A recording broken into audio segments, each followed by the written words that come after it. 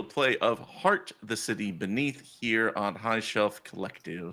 I'm your GM, Doc Rimba. We are back after a week of recuperation and rest and whatever we needed. And I guess we kind of needed that week off because we sort of left things in a bit of a quagmire, but we'll talk more about that in a little while. First, Giggity. we should go around and we should meet our players once more in case you don't remember who they are. Let us start at the bottom of the screen and work their way up. I'm Doc. I'm your games master. I use he, she, or they pronouns.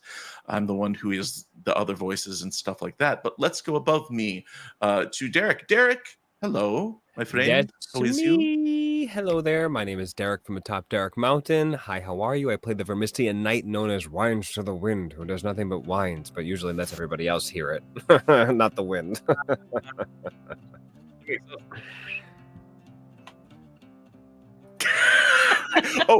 Every week we have a role-playing question. Derek, the question is this week. On a recent episode, the group found a kinetoscope, like a viewfinder thing, which shows somebody's attempt to map the heart. And at the center is the beating core of the heart itself. And anyone who looks at it sees their utmost desire there in the center.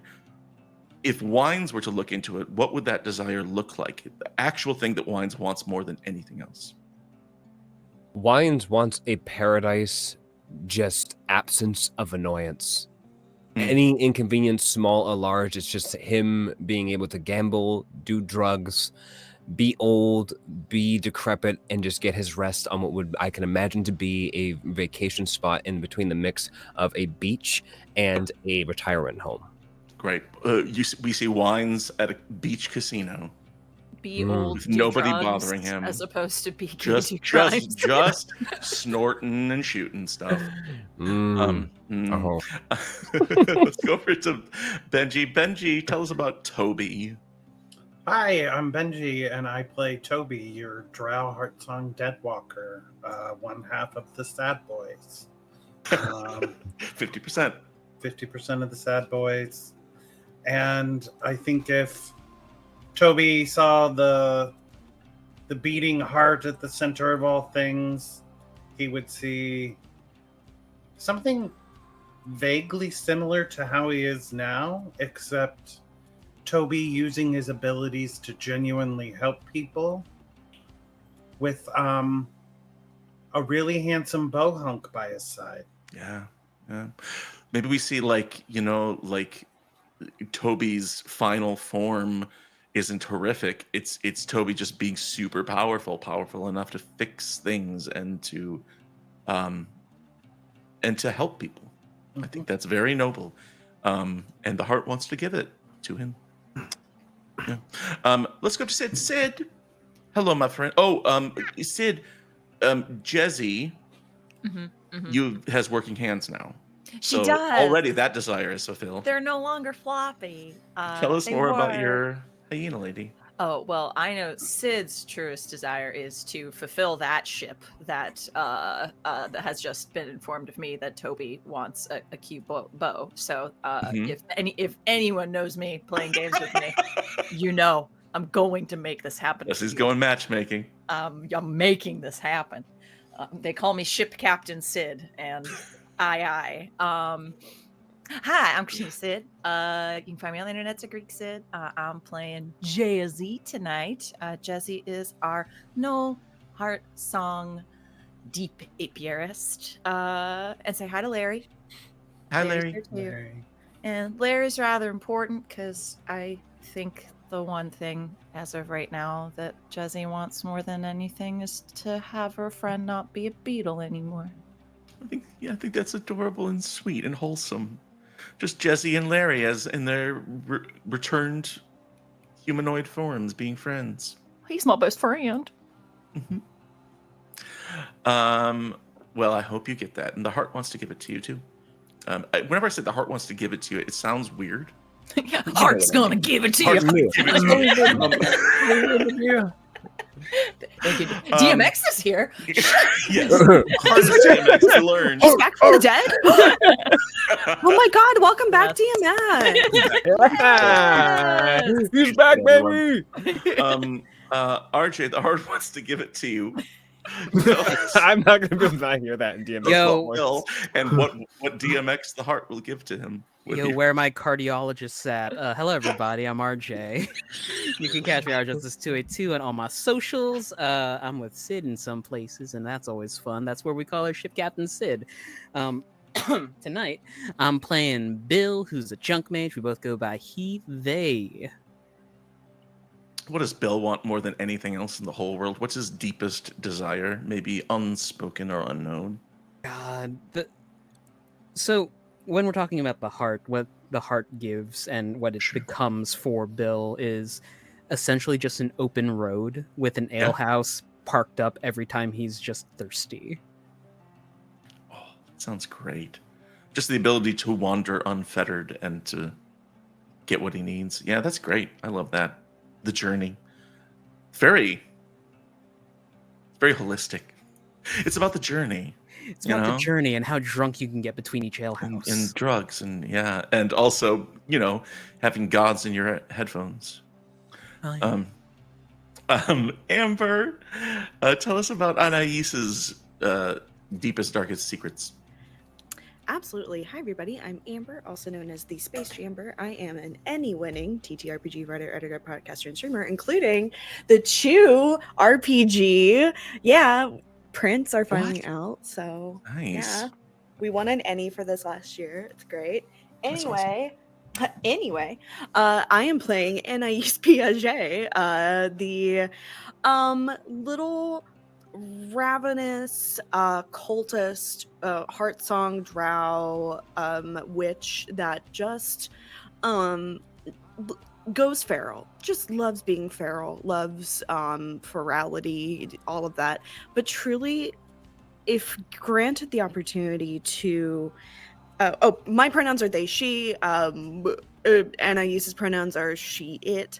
And if given the opportunity to be able to look inside the heart and see what it truly, truly desires, I think like the scene we would see is like an big grassy expanse with a large field of wildflowers thrumming and vibrating with life. You can hear the sound of like dragonflies and bees flittering around, but it all like kind of culminates into like a hill, and then when you go over the crest of the hill, it is just an expanse of nothingness and white, just Oh, wow. blank. Just a heavenly abyss.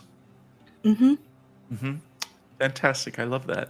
And finally, over Ali. Ali, Hello. tell us about the other half of the Sad Boys. Yes, What the is- second half of the Sad Boys. So I play Elric, the human man-witch heartsong person. Sandwich. Yes. Sorry. Yeah.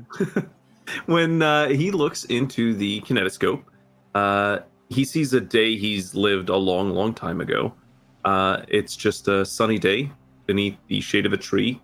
He's laying his head in the lap of an elven woman, and it's just peaceful. That's it. That's all he sees. You guys are all very, very wholesome, and just makes it super easy for me to give you twisted forms of what those things are. The heart wants to give you all of these things. The problem is first you've got to get there. And so currently, the group is on the hunt for something called the delving machine that they learned was made a long time ago with the express intent to pierce the heart to power the Vermissian system. Now, it did that, but it's also weird and looped back on itself. So it's possible that the delving machine is still out there, still doing that, or still about to do that, or still on the verge of doing that. But they know that this delving machine is the express ticket to the heart and what they want more than anything. This delving machine will get you there, or if you so decide, you can do something else with it. You can turn it into a bomb. You could go and blow up the entire city of Spire. You can it's basically godlike power. And so you've discovered things along the way, a map, which is like a kinetoscope device. You have like an etherometer device thing that will help you find your way to this machine. But currently, you are abiding in a place called the Amiran Zone. It is the wound that was created in the heart when the delving machine burst through those centuries ago. And so the delving machine is out here somewhere. You just have to find it. So we're on a delve again. But currently you're in a place called the Wormery. The Wormery is half factory, half refugee outpost. The closest thing the Amiran Zone has to a haven or a community, all these people living together in cramped tunnels lined by worm skin to keep the power of the heart out. And last time, as the group went there to get information and services rendered and to prepare to head out, they saw a familiar face. A gnoll, so a hyena human hybrid woman named a Beggar Thunder Chaser, a large, muscular, battle scarred individual leading a caravan from the Ptolemy Bay Company, who manufacture and sell guns as kind of a religious practice throughout the heart. They are putting their stakes down, apparently, in the Wormery. And the group decides, we know that these people destroyed part of High Rise. We know they're bad people, so let's fuck with them. So they started to fuck with them, and just as things got progressingly more fucky, the leader, a Beggar Thunder Chaser, looked at you and says, "Hey, I know them. I want to talk to them. Get them." And she points, "Get them," to all of her guys. And so we are in a new situation here. We are in it's a situation is the technical term for it. So here's the good music for it. And party gang, what we're going to do is we're going to give this a delve resistance because it's a situation. This is going to be a delve with a resistance of, we'll give it a Beggar Thunder Chaser's resistance, okay? Her resistance is 15. So, one way or another, whether that's avoidance, confrontation, resolution, friendship, we have to reduce that 15 down to a 0 and play with it and see what happens. Right now, she's pointed at you. She's across the town square of the Wormery. 2 guys have the cart in hand, and they're bringing it over to Bill for some reason, because Bill mind messed them. And then 2 other guys are looking around, and they look like they're about to reach for their own weapons. Who does something, and what is it?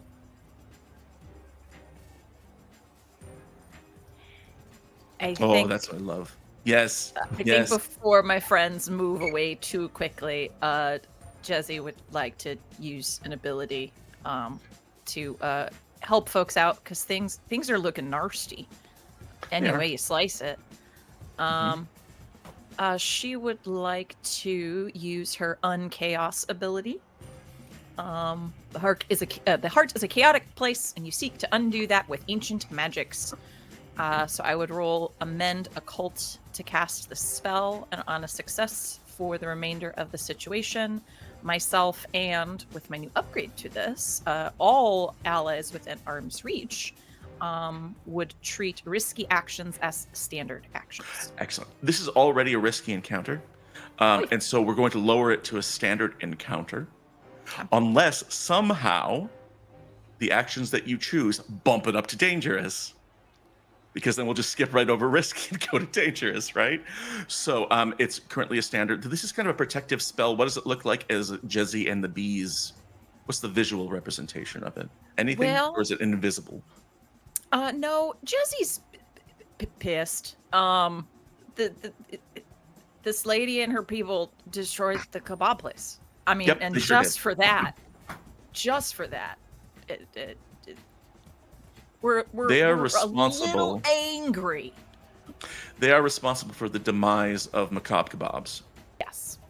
And so, some people. And a lot of people. And killed some people. Yeah. Yeah. And that maybe she could forgive, but the kebab place, absolutely not. Absolutely. So I think bees. Usually the bees sort of come forth through her maw, if you will. But I think she's so pissed right now that they're like pouring out of her snout. They're coming through the sides of her eyes as well as busting like, up new holes that weren't there before, and it doesn't like, hurt. They're just peeling out with this very irritated, angry buzz. Awesome. And what's the roll you need to make on this? I need to make a mend occult. Okay, go for it. Alrighty. Sort of like, it feels like very wardy. It feels like a bee version of bless, you know? Yeah. Alrighty. And let's roll that. That's a 9. That is a success with no stress. So all of you hear this humming, and I think maybe for some of you it's like just it's auditory in nature, that the bees are worked up, and you know that you have this extra veil of protection for any sort of harm that might come your way. I'll ask you, Sid, who goes next? Oh, do we take Wines off the leash, or I think that is the answer. Let him cook. Wine's hearing this very familiar drum of angry insects it's teasing to his mind, and he's going to step forward and look Bragar in the face and be like, "You owe us some guns." She stares back, just locks eyes with you coldly, and says, "Come and take them." We are. The purchase that we made on that day with the man who was at the gate, he said that we get a whole wagon. And now she's looking at the other guy. She's like, "Oh, come on, then, come on." And she like takes her own gun off of her back. This is Jesse, you'd recognize this as a Nolish shot cannon. It is a shotgun that is extremely powerful, but it seems that this one's souped up in typical fashion. And so, what's Wine's going to do here? Wines, are you going to try? I think Jesse just angrily shouts to, "You'd use something from your own people to take down your own people? That's fucked up, lady." That ain't right. She's like, "What am I supposed to do? Appropriate someone else's culture?" So Wines, you're gonna try to kill me with it, yeah.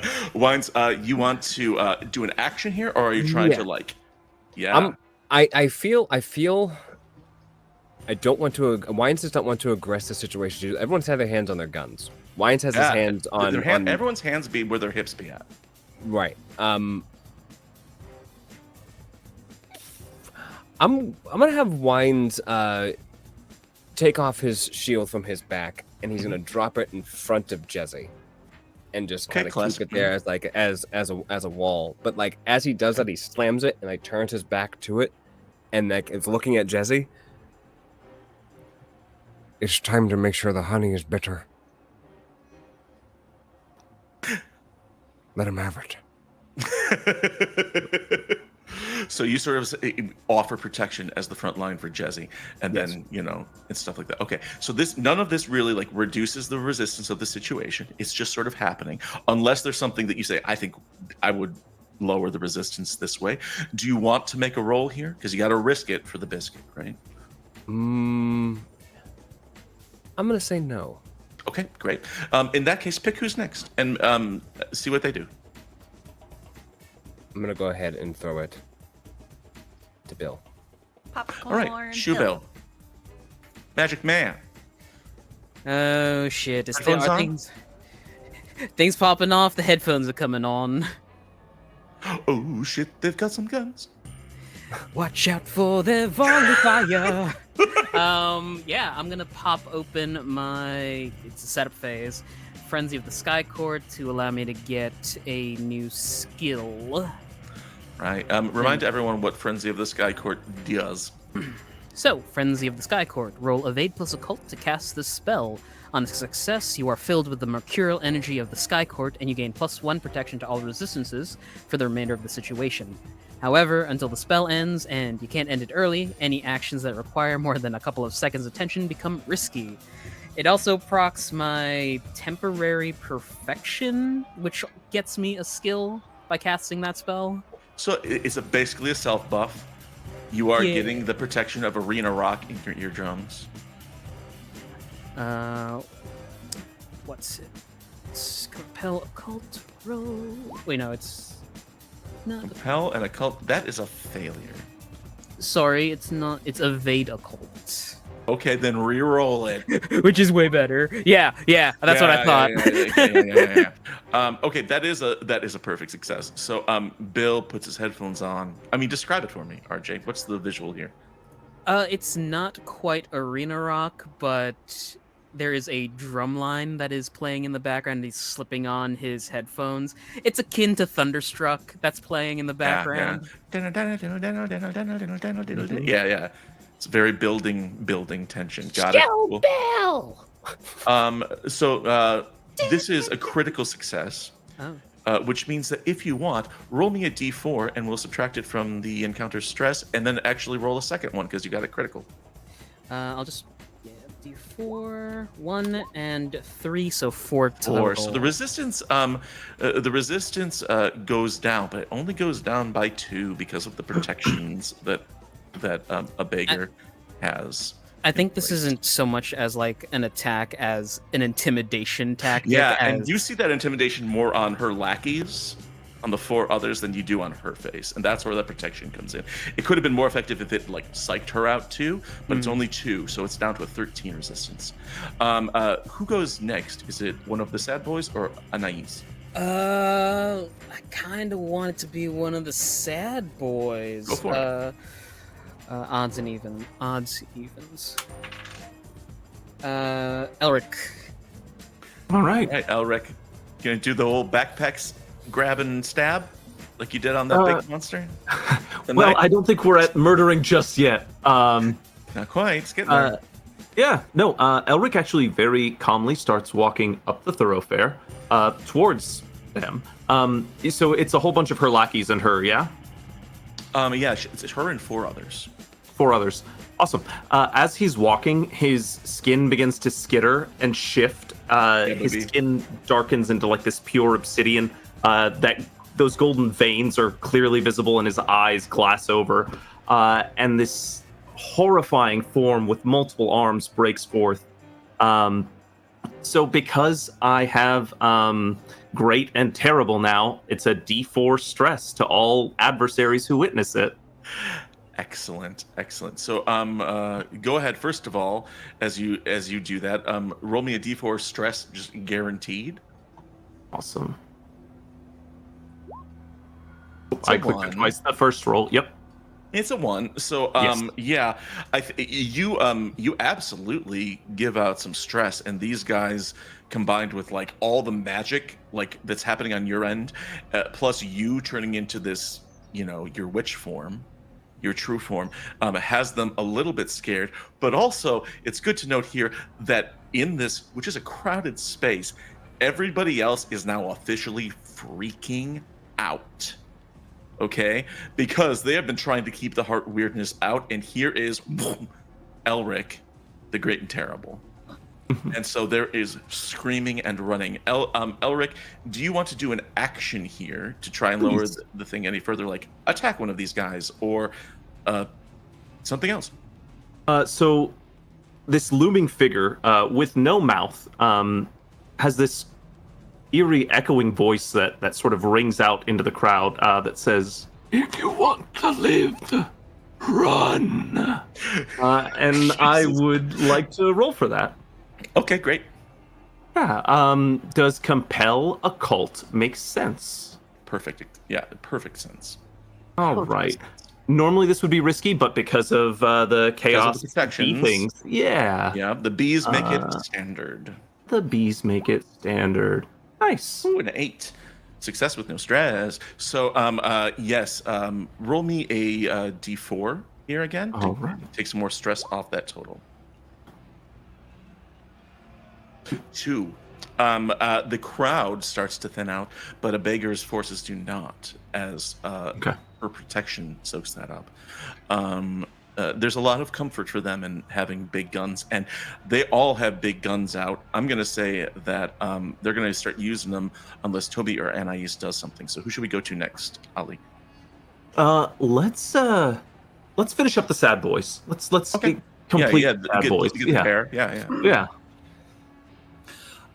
So Toby, I have now Invidious Spectre. Your Okay. death has got your back right up until it can claim you for itself. Your death manifests as poltergeist activity and other supernatural phenomenon that distresses and confuses your enemies. I love that. So You know what is- I think Toby goes full on spooky boy. Like I think he stands there and he like kind of tilts his head down. Sure, like, Slender looks up Man just poses and with his everything. eyes. Yeah. And maybe even some of the orphan kids lift him up from behind so he's just on his tiptoes. Yeah. And he's like, Excellent. "You're gonna die down here." and it's a bigger room, but I think that your voice carries unnaturally. We need a roll here to measure how well this works. It could be compel occult, could be a compel haven. What do you think? I don't have compel, unfortunately, but I do have occult, so I could do compel occult. Okay, it's up to you. Yeah. I think compel occult is the most natural fit here.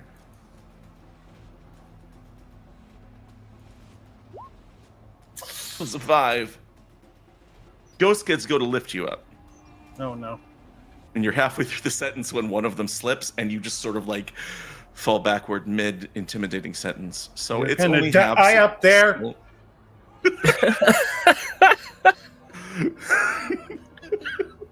You can Oi! Right, and you fall backwards. We're gonna say that you take some stress here. You are gonna take 1d6 worth of stress. That's only 1 stress to blood as you fall on your bottom. So add 1 stress to blood, then give me a fallout check. No fallout. You just slip and fall back down. So it's just a little sore, a little bruised, nothing bad. Finally, Anais, you really like. I hate putting you in this situation, but it falls down to Anais to decide: are we gonna let this thing go? Like everyone's like very like posturing right now, you know, from across the room at each other. And what Anais chooses to do here is going to dictate what happens next, I think. Oh Christ! All right, I hate to be that Remember guy, your but beats. Remember what you want to do. Yep. I'm looking at my beats and What are Anais' beats this week? let your curiosity lead you into danger, Oh yeah, that's right. and then discover a desire hitherto unknown or that you've always denied. Maybe she has a desire to get it started. It's very much not like Amber. blood. Yeah. Anyway, so what happened was, what Anais does is Yeah. it kind of like is a little frustrated that everyone's just kind of like getting into battle stance and not doing anything. So it opens its arms, letting the full like width of like the full arm span of the draping robes and everything on its body like just completely I cannot think of words right now. I've had a really bad mental health week. You're good. So it opens its arms to like its full arm span and just it taking with like the sleeves of their robe taking on like almost like wings, and that's kind of like what it wants to do to indicate that it's transforming into the true form. Yes, 2, which is for the price of 1. Yes, exactly. We're gonna just go full witch. It's going to like let out a huge like caw directly into the air and at no one in particular, and that kind of sets off this like fucked up magical girl transformation of becoming this like bloody crow creature. Yeah.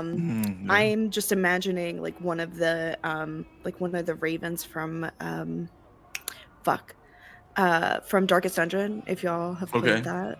Yeah. With all the multiple eyes and just Mhm. yeah. Darkest Dungeon, one of many things that is in the influences page in Heart the City Beneath. It's a great game. Everyone should play it. And then I think if I can do that, I also would like to roll with mastery on a kill check. Okay, so you do so it is killing time. Oh, It's Alright, killing yeah, time. absolutely. You Listen. can absolutely do that. Yeah. It is killing time. She is gonna go hunting for some prey. So after the magical girl transformation is done, Sure. yeah, she rears up and then does a fucked up aerial ace like from Pokemon. Okay, all right. So this is kill. Do you have another domain that you want to add there? Kill You know what? Haven, occult, Kill a cult. Warren. Yeah. Yeah, kill a cult, Kill a cult. definitely. So you just rise up into Corvid form Mhm. and aerial ace Yeah. zip at one of these dudes. Yeah. Whew, a that's a 10. critical success. Okay, do you have a stressed eye on this ability? Is there one mentioned? No. Okay, so in that case, roll me 2d4, and that'll be the amount of damage you do to the resistance. Okay. God damn it. 4. 4 Awesome. So damage. half of that goes through, but you do absolutely like knock one of them down. And like maybe, do you impale him somehow? Do you talons, beak, something? Oh, 100% beak through the torso. Beak through the torso. Okay, so one dude gets beaked right through the torso and he starts screaming and screaming. And I think at that point, like there is the tension breaks as the rest of them take their guns out and start shooting. So they are opening fire on you guys, and a lot of it is hitting against the shield and like the magic wards that you have in place. But Anais, who's next? Do we go back to Jezzy, or do you want to toss it to someone else? Could be anyone. I do want to see what Jezzy makes her bees do. We all want to see what Jezzy makes her bees do. Let the bees go. What the bees do. All right, so toss back to Jezzy. What the bees- Jezzy, they have opened fire on you, and there are bullets flying everywhere. I think is shortly now becoming her catchphrase. She goes, "Oh, the babies don't like that," and just a maelstrom of bees. Just Excellent. it feels like every time they fully emit from her, there seems to somehow be more of them, but go flying at a baker and her crew. Excellent. All Mm. right, what kind of roll would this be? So I'm gonna do my release the swarm. So it is labeled as kill, which I don't have, unfortunately. Okay. But It has to be kill. could I do kill wild, since they are They're bees. they're Yeah, bees? Sure. Alrighty. Kill wild. Wild. Wild kill. As you send these babies out there. Yee. That is a failure That's only a 5. with stress. Boo. And so your bees fly out, but the weaponry that they have has this sort of like buckshot sort of vibe to it, but it's also like souped up and possibly enchanted in some way. And so, like, you would imagine that on each one of these little buckshot pellets are glyphs inscribed on them to improve their accuracy. And so, one of them takes out their gun and just fires it, and you watch it rip through a bunch of the bees, like individually, as the pellets hit each of them, and then they hit you as well. So, Jezzy, you take some gunfire here, and you take only 2 out of a D10 of damage. Would this be As, would this be blood? This would be blood as Then I this take guy goes to reload. none. What? Because I have That's- 2 that's- in blood Mhm. protection. What stops it? Is Nice. it the shield? Is it Wines' shield? Is it the bees eating up the damage for you? I got this recently. What is it called? I have something called. Where did you go? It's an ability thing. It is an ability thing that gives me +2 to my blood protection. Probably bee stuff. It is bee stuff. I believe it's basically the bees have completely carved out my insides, and they are now Yeah, just this the very bees, like a cartoon hard- character, pull you apart to let the bullets pass through. Yes, something of that nature. Right. Perfect. That's disturbing. Awful. Yeah, and then you close it again. So they don't do any damage, and the one guy who fired you is now having to reload his weapon because it has a reload tag on it, and we Do are I going still to need move it take along. Fallout if I did not You actually didn't take any stress, so you Okay. don't need to take Fallout. Cool. Yeah. All right. So who goes next? Do you want to keep it in the same order? You want to toss it over to Wines? Yeah, let's keep same order. All right. Wines, they shot at me. Let's go, Big Elf Man. It is time. Wines would, as the gunfire is popping off on the back of his shield, he's gonna put his back to further onto the shield, and you would see almost like these tiny little tubes plug into the shield in 4 different places, 2 in the top, 2 in the bottom. He's going to run backwards with the shield, kind of dragging at the ground, kind of moving around from it. And I'm going to utilize the Get Behind Me ability and utilize the Minor Steam Vent. Question for you, DM. It adds a smoke tag to it, and I can activate it at will. Would this be enough steam to create almost like a smoke screen, if you would? Yes.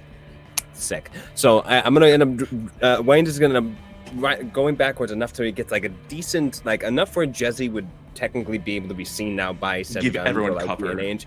Right. And I would then you just see this steam from the front of the shield where only they can see. It just shoots out this hot subway steam, the worst smelly New York steam from his old ass suit, just blows up in front of him and just causing a smoke screen that I would hope enhance the scariness factor of giant flying demons, more demons, bees. demons. It's just endless amount of chaos. So Creepy obscure kid the- who fell over. yeah, exactly. Mhm. Which is enough to be able to obscure the people shooting. The efficacy of this will be determined by your roll. Yeah. So, what kind? It seems like you're trying to, stealth almost. It seems like you're trying to hide or sneak, but it could be endure. It could be something that gives you cover. What kind of role do you think this requires? I would say endure technology. I love it. Yeah, that sounds great. Just to sort of endure this hail of bullets by giving yourself some cover. Sure. Give me a roll on that then. Let's hit it. Bang. As a success with a no stress. And roll me a d4 and we will go after the resistance that way.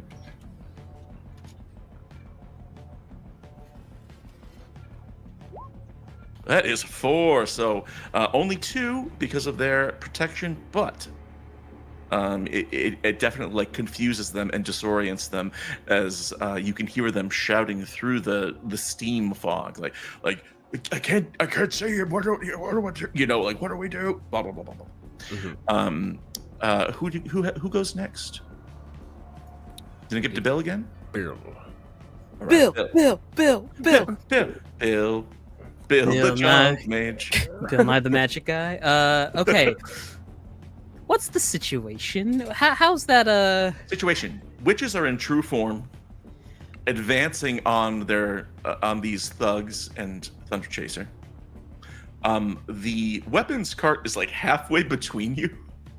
It's just sort of sitting out there. The crowd has cleared out, but you think that you can hear advancing footsteps, some sort of local guard force is going to be responding to this in a way. Bill is going to yell, "Make it quick!" and he's going to cast the spell Maddening Storm. Oh, okay. Tell us about this spell, you fancy man. Roll Compel plus Occult to cast the spell. On a success, an area roughly the size of a city block centered on you is assailed with stiff winds that stir debris and howl deafeningly through tunnels and vents. But everything within 10 feet of me remains calm. All sneak and evade checks in this area are made with mastery, but the inhabitants definitely know something's going on. So this is like you and Wines together are creating this weather front Essentially. yeah. of like fog tornado, right? To obscure. Would it be fair to say that 10 feet, I think it gets Jezzy, Wines, and Toby in it, but I think the witches are out there in the storm. Oh yeah. Sounds fair to me. Probably. Okay. Make me a roll here. What do you want to accomplish with this? Are you still trying to like protect and Essentially, because I hear the guards coming, I want to block off the route so that it's a harder time to Sure. get Oh, to us and perfect. gives us more time to murder. Okay, all right. So sort of just slow the guards down, but also, I mean, it's obviously affecting the Ptolemy Bay Company's people too. Yeah. So, what kind of roll do you think we need here? Oh, it is stated as a compel occult roll. Oh, that's right. Okay, then give it to me. Roll. 10 again. Oh, that's a 10 for Nice. sure. Does roll me 2d4 here? First of all, for the resistance, Could I put a little addition onto this? please. Bill takes his hat off, spins it in front of him as a portal starts to open up, and it's just the wind is essentially fey court spirits that are whipping around, and they Yes. are Mhm. screaming, whooping, and howling along with the Right, music. right. It's also a giant fan on the side of the stage, like making your hair go in the wind. Yeah, yeah. Right. Cool. Excellent. So 1d4, 2d4, that is another Or 2 yet down. again. Resistance, I'll tell y'all, is now at a 6. But we'll say that effectively like blocks off entry into this area for any sort of local guards or anything like that to sort of make this happen real fast. To our witchy folk out front, if you wish to make sneak evade checks, it'll be at mastery. Yes. Speaking of which, which sad boy go next, or Anais? I kind of want to see what Anais is going to do with the ability to just be invisible for a little bit. Go for it. Amber.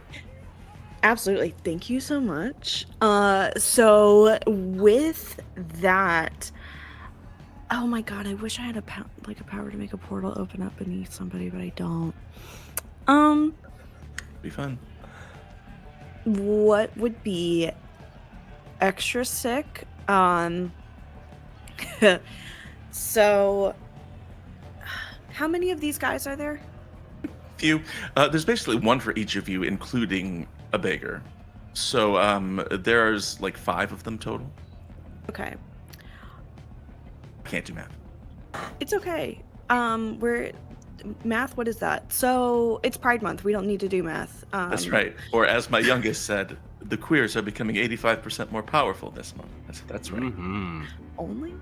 All right. So Anais will definitely take advantage of the ability to like go invisible if possible. You're basically And- invisible in this windstorm, yeah. Right.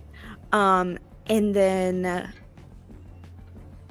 like using the shadows to blend in a little bit more to like gain a little bit of that extra bit of like stealth and also to give like more of a like draft to help it fly a little Yeah. bit better.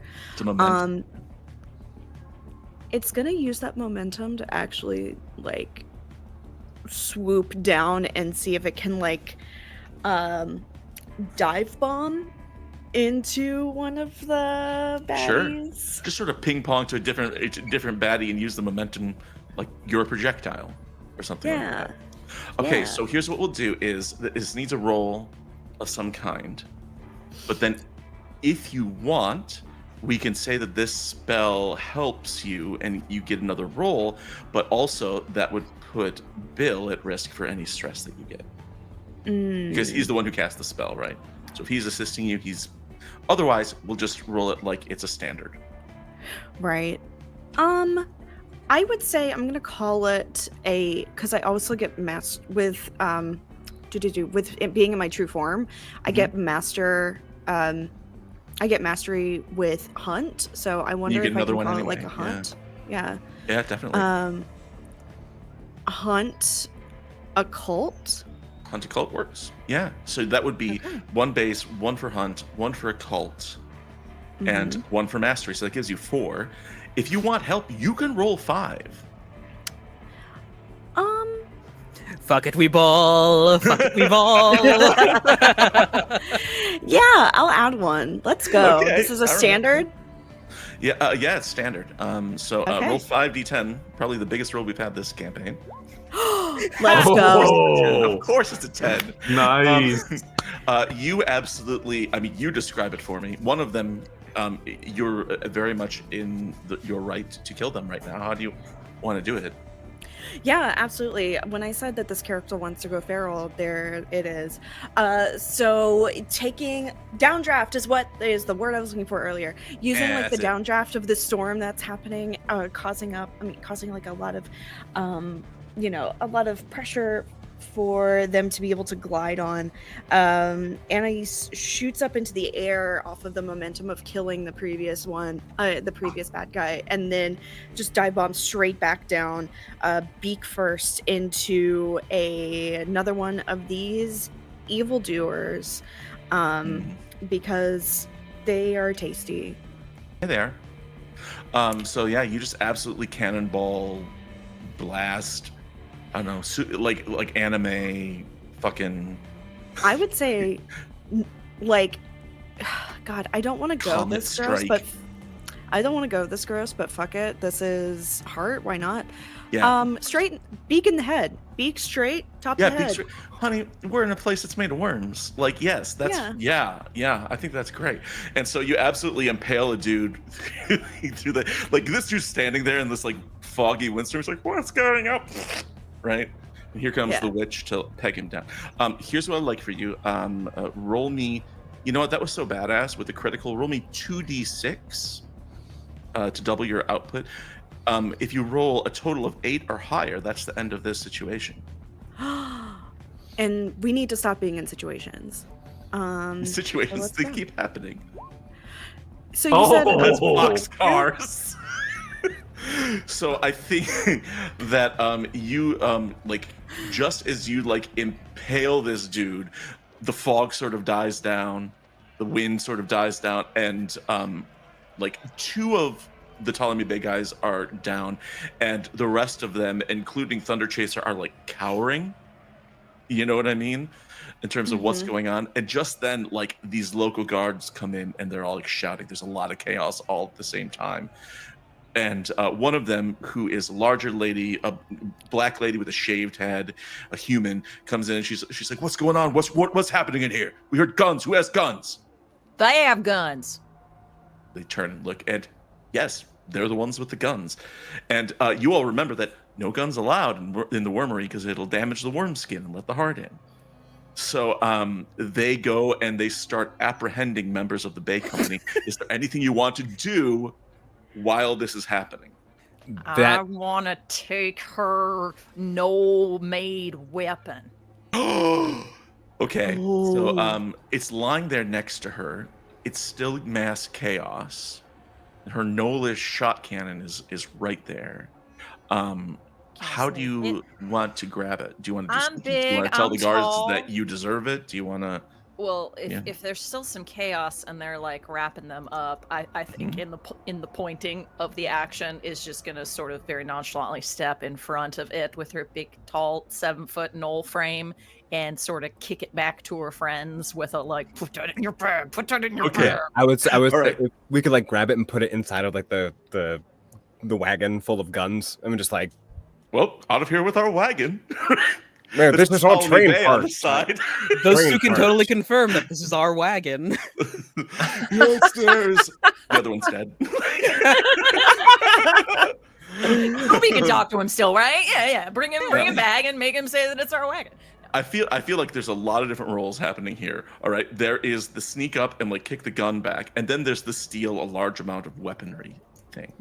So let's start with the kick the gun. Sid, what kind of roll are we making here just to see if you're successful? Could we say that this is perhaps feel sneak.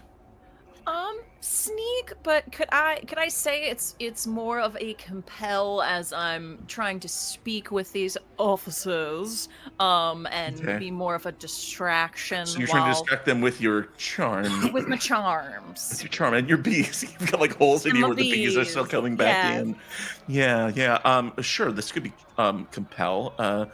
Haven technology. Technology. Okay. Compel All right. Give me technology? compel technology then. Okay. Can I help her out with that roll? Yes, but we're gonna say that since that other situation's over, this is risky Ooh. Okay. because if they think you're lying, then you're complicit, right? You're a person of interest. Then they would Got it. turn their attention on you. So we'll say, yeah, wines can help help you bullshit these people. So that's 3d10, right? Mhm. And if there's stress, you both get it. Okay. But this is a risky action. Yes. Okay. Let's go, Jesse. Let's do it. Let's get this shit. Here comes the roll. Success at a cost. So you succeed in getting up there, and they're not necessarily suspicious of you, and you sort of kick the gun back towards the others. You are going to take a D6 stress to, we'll say, fortune. Okay. 2 fortune stress here. Cool. Go ahead and roll me a fallout check first to see if there's anything that comes from that. Could I move that stress onto somebody else? Yes, you may. Fantastic. There's plenty of people around. There's NPCs all over the place. Oh boy. DM, name me 3 NPCs in the closest range. Okay. There are 2 city guards to their drow, and they're currently trying to arrest the Ptolemy Bay people. And then there is a little old lady standing there watching from a distance. She looks very friendly and waves at you. Who do you want to project this onto? bitch. We let her have it. We throw that shit at that old lady. Sorry, one elder to another, but take this gift. Okay. All right. So you project this bad fortune onto this old lady. She takes 2 fortune stress. What does this look like, DM, please? She's holding a handbag, like a purse, and the bottom breaks and all of her stuff falls out. She goes, "Oh no!" Wine shrugs. He doesn't care. He's a cool guy. He doesn't care if little old ladies' purses fall apart. He's cool. I think after the kick, Jesse runs over to help this poor lady with her bag. Oh, you poor thing! Here, let me help you. Leave it alone. I think the other way this had it manifests is you can tell that these guards have connected the fact that they are weapons caravan peddlers, and that's their wagon. And so they're probably going to want to take that into custody too, unless you can stop them. Can NIE still in bird form just knock it over? Are you still in terrifying forms? Yeah. Okay, all right. So you go and you knock the thing over. I think all of the guards are sort of like alarmed.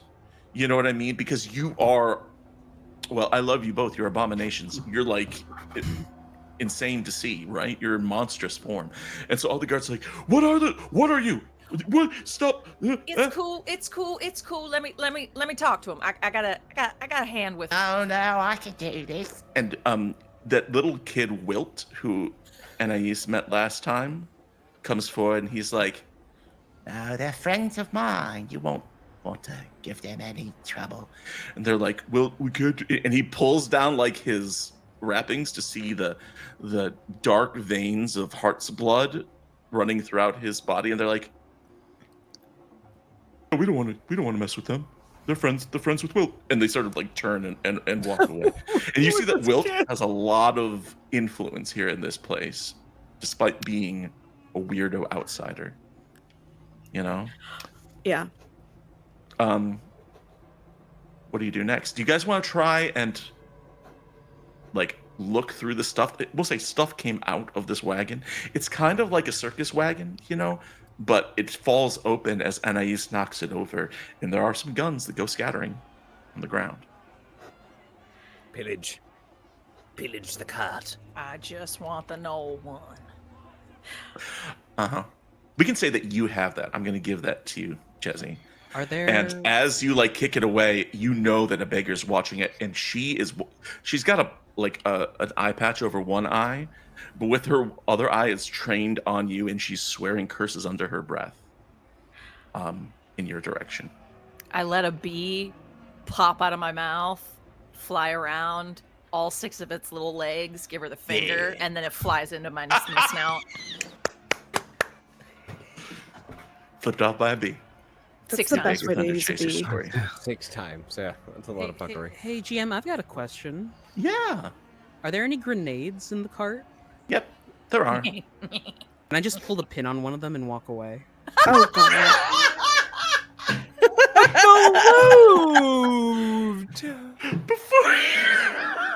Before you do that, RJ, loot the body of this. Oh, right. We have to grift. Terrible. Sorry, hold on. no. First of all, that happens, and it happens right now. Bill walks over there and pulls a pin. If anybody else wants something from this cart, I'm going to need a roll from you to get it before it explodes. Oh, if I'm Wines sees the pin get pulled, and he's like, "That was the worst hand you could have ever played." He runs over to it, and he I would say that it doesn't even look. I'm just gonna say, DM. He just reach and grab something at random? He grabs, and just dive bombs away from said Okay, said great. wagon. You feel something that's a handle, and you pull it. But make me a roll, and we'll see how it goes. would that be a evade for the explosion and Sounds right.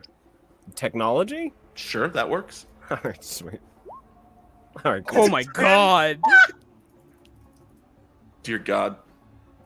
So you first of all, before we decide what it is that you got, anybody else want to try and grab something? You crazies. You crazies! Okay. You all fly away, and you see everyone's in the group like sees Bill do this, and so you all sort of like we'll say move as a unit towards the exit, you know what I mean, towards where the entrance to the Wormery is, so you can maybe get some distance, and then you hear this truly colossal explosion from within the pit, from within that part of We the pull town. a full-on Joker and Dark Knight and just like Exactly. You all can. Bill looks down. He has the grenade in hand. He left the pin back in the cart. Oh. Oh no. This is problematic. Whoops. Now you have to carry that around with you, and it's always compressed. We're gonna say that Wines. Roll me. Just this is just not a check or anything like that, but roll me a d10. Okay. All right. You pull out what appears to be a hunting knife of some kind, but it's a very nice one. It's like a Ptolemy Bay Corporation branded hunting knife. This is a kill weapon with a D8 outgoing die. Oh my god. Nice. And it is also debilitating as a tag. Oh.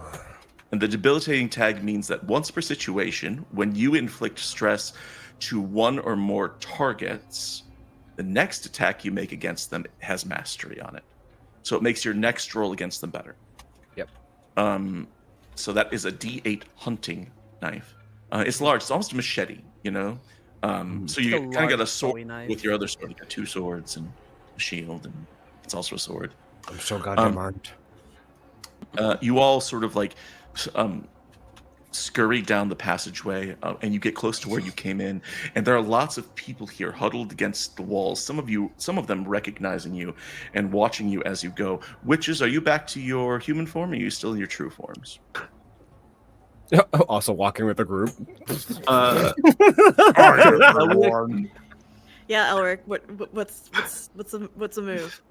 He was actually helping that little old lady who Wines fucked over put everything back in the bag in true form. So it was this massive monstrosity. She's terrified. Just putting things back into her bag. Well, the thing is, you go over to help the old lady with the bag right before the explosion, and she sees you, and when she sees you, she goes, "Ah!" and she startles, and then you see her true form. She goes back to normal. Because it's canonical that witches and heart, if they're startled, their true form pops out. Amazing. Elric's just staying in true form for now. Okay, the people that are lining the tunnel here look at all of you with a mix of emotions. They are terrified and also like sort of not mad about it. You know what I mean? Because clearly those other people were kind of weird, or maybe some of them are. Maybe there's a sort of a split decision here. Um, and you move back towards the front. Is there anything that you want to do before you see up ahead the guy who runs the gate, whose name I don't remember what I gave him, but he sounded like Bob from Bob's Burgers. So My we'll say his date. name is Burgers. Your date. It's Burgers. Jesse State. Burgers is up there. And also your friend Rami, who you met at the bar, the Elfier, in sort of like the nice linen shirt, who's very chill. They're both like looking in your direction and speaking with one another. Keep going. Oh, hey. Hey, how's Hi. it going? Well, what was that explosion back there? What Call happened? me Bay fuckers trying to bring guns in. Yeah, stay clear of the market. They kind of Those had guys, a little spat they're in gun there. dealers? Call me Bay? Yeah, that's Mhm. what they do. I let them and their wagon in here. They told me they had baked goods. Yeah, baked goods that turn people into dead people. I know you're going for a metaphor there, but I'm not following. I'm At being all. literal. And Rami says, yes, they are trouble. And goodness, it looks like all of you are fine. Tough bunch. I ate it. And Burgers says to Jesse, he's like, hey, I got bad news. That I'm probably gonna get roped in to help with cleanup down here or whatever. Oh, Are no, I you get it. do you live in the area or something? Or like are you local? Well, probably for a little bit. We're staying with our friend Howie out by the lighthouse. Oh, I know Howie. Yeah, You yeah, know yeah. Howie? Yeah, he's great. Great guy. Yeah. He's always like sidling up and just appearing right next to me when I don't expect it. It's Isn't weird. that great? It's just, Yeah, it's just terrific. one of those fun little. But he's also quirks really we like nice guy. Yeah, okay, cool. got. All right, well I'll stop by there and just I don't know, like sometime see if you're around or next time you're around or Sure. whatever. That sounds great. Okay. All right. I like your hands got fixed. They look really nice. They look like nice hands. Yeah, I can like do stuff with them again. So Yeah. if you need yeah. help like fixing like mechanical stuff, I'm pretty good with that now that my hands work again. Well, that's really interesting. Yeah, my dad was in like he did like technology and stuff like that too. He was kind of a fix-it guy. And they just keep going and going. Two This autistic is kids flirting. yeah, It's for great. sure. Yeah, for sure.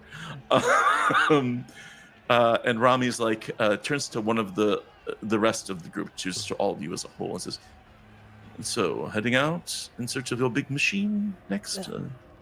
Yes, I think we have our next heading somewhere, a shrine to Tobias something or another. Oh yes, Mourner's Close. Right, I heard about that.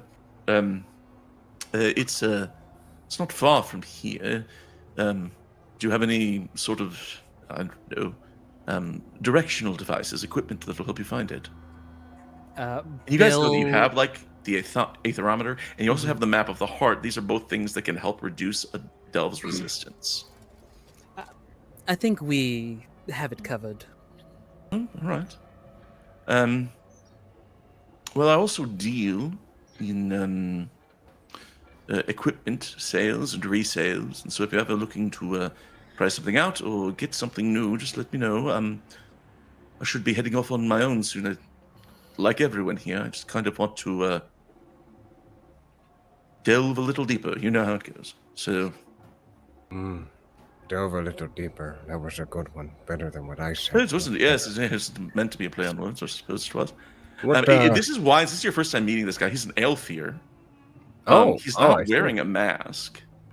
And he's Interesting. kind of got like this linen type of shirt that's made of worm leather, you know, and oh no, it doesn't. It's not made of worm leather. It's just like linen. It's just like cloth shirt, like somebody from up top would wear.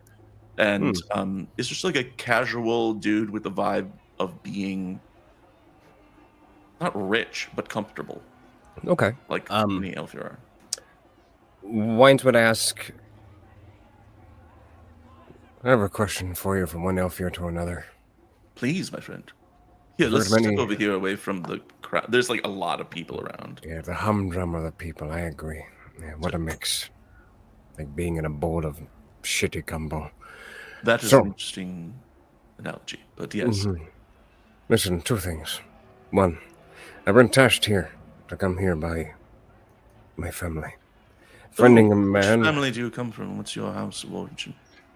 Oh, I think my- you said it was the Pew House, right? The Pew House. Yes, the House of Pew.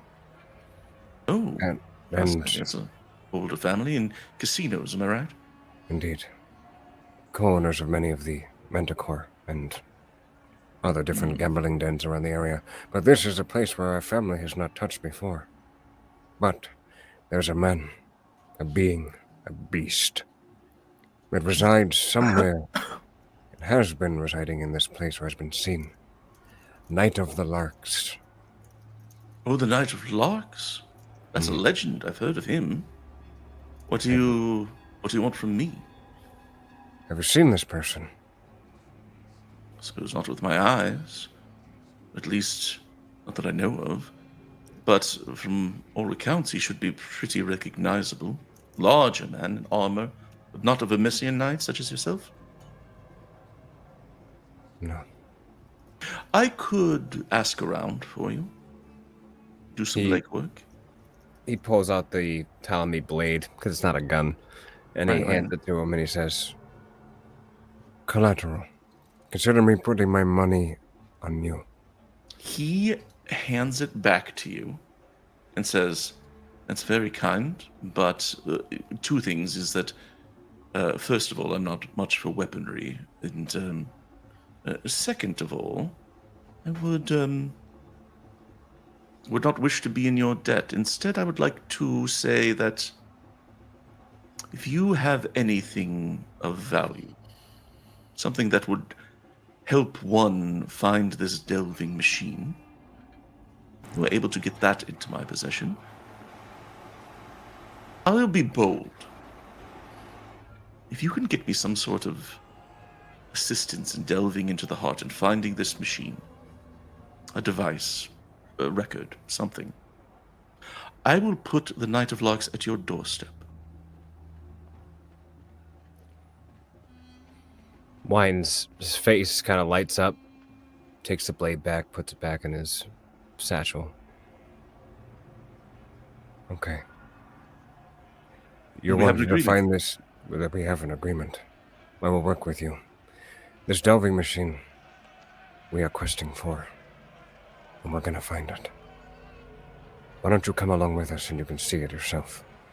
Oh, well, I'd be interested to show the rest of your group. The one, the boy, Toby, doesn't seem to care for me very much. He's quite rude to me. at the bar. I don't give a shit what these lowlifes go ahead and think of you. At the end of the day, you know your position, and I know mine. We both have a job to do. Well, unless you think they will throw me out on my behind, that's fine. They won't if I vouch for you. All right. And so he sort of just walks up next to you, and you return to the group. Swines to the wind! Where the hell are you? You piggy bunny-eared son of a bitch, where are you? You hear this oink that echoes throughout as he hears your call, and you hear the sound of little pig feet galloping towards you. And finally, he gets up. He's like, hey, what? Pig, human face, rabbit ears. Did you find anything? Where the hell have you been? I found out so much things. You remember all the money you gave me to investigate the gambling dens? Yes? I ran out, and so I couldn't go anymore.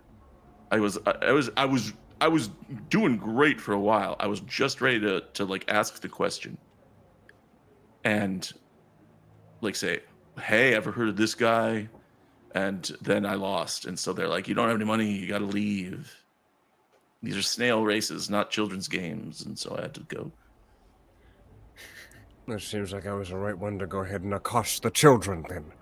You're goddamn useless, you fucking bacon bastard. Listen to me, okay?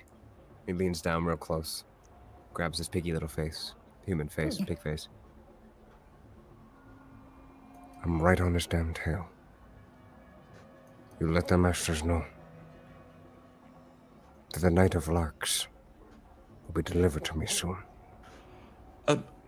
Okay, I don't know how to get out of this place.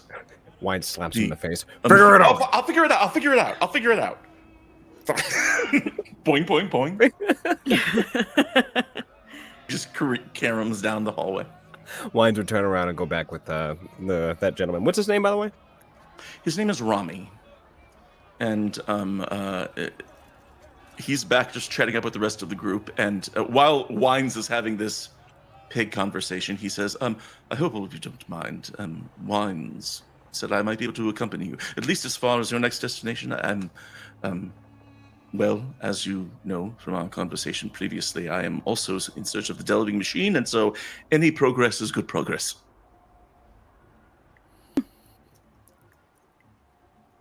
more hands, the merrier. All right, I've got two. Count some up. You hear just like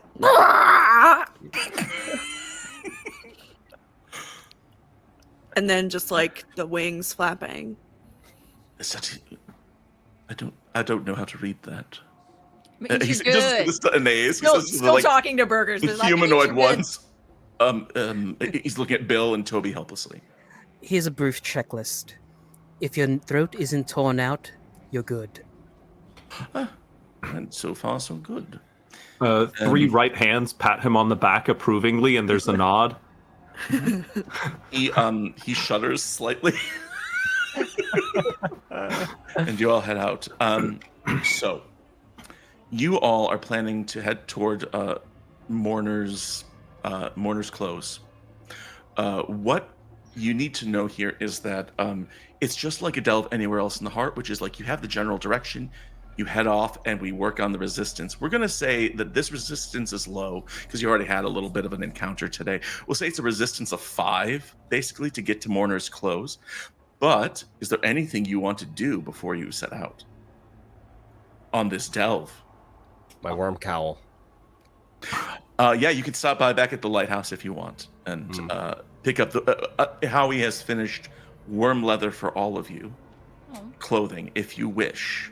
And basically, this is armor, but it doesn't do any good against blades or guns or anything. It does give you a +1 echo protection. So that's pretty good.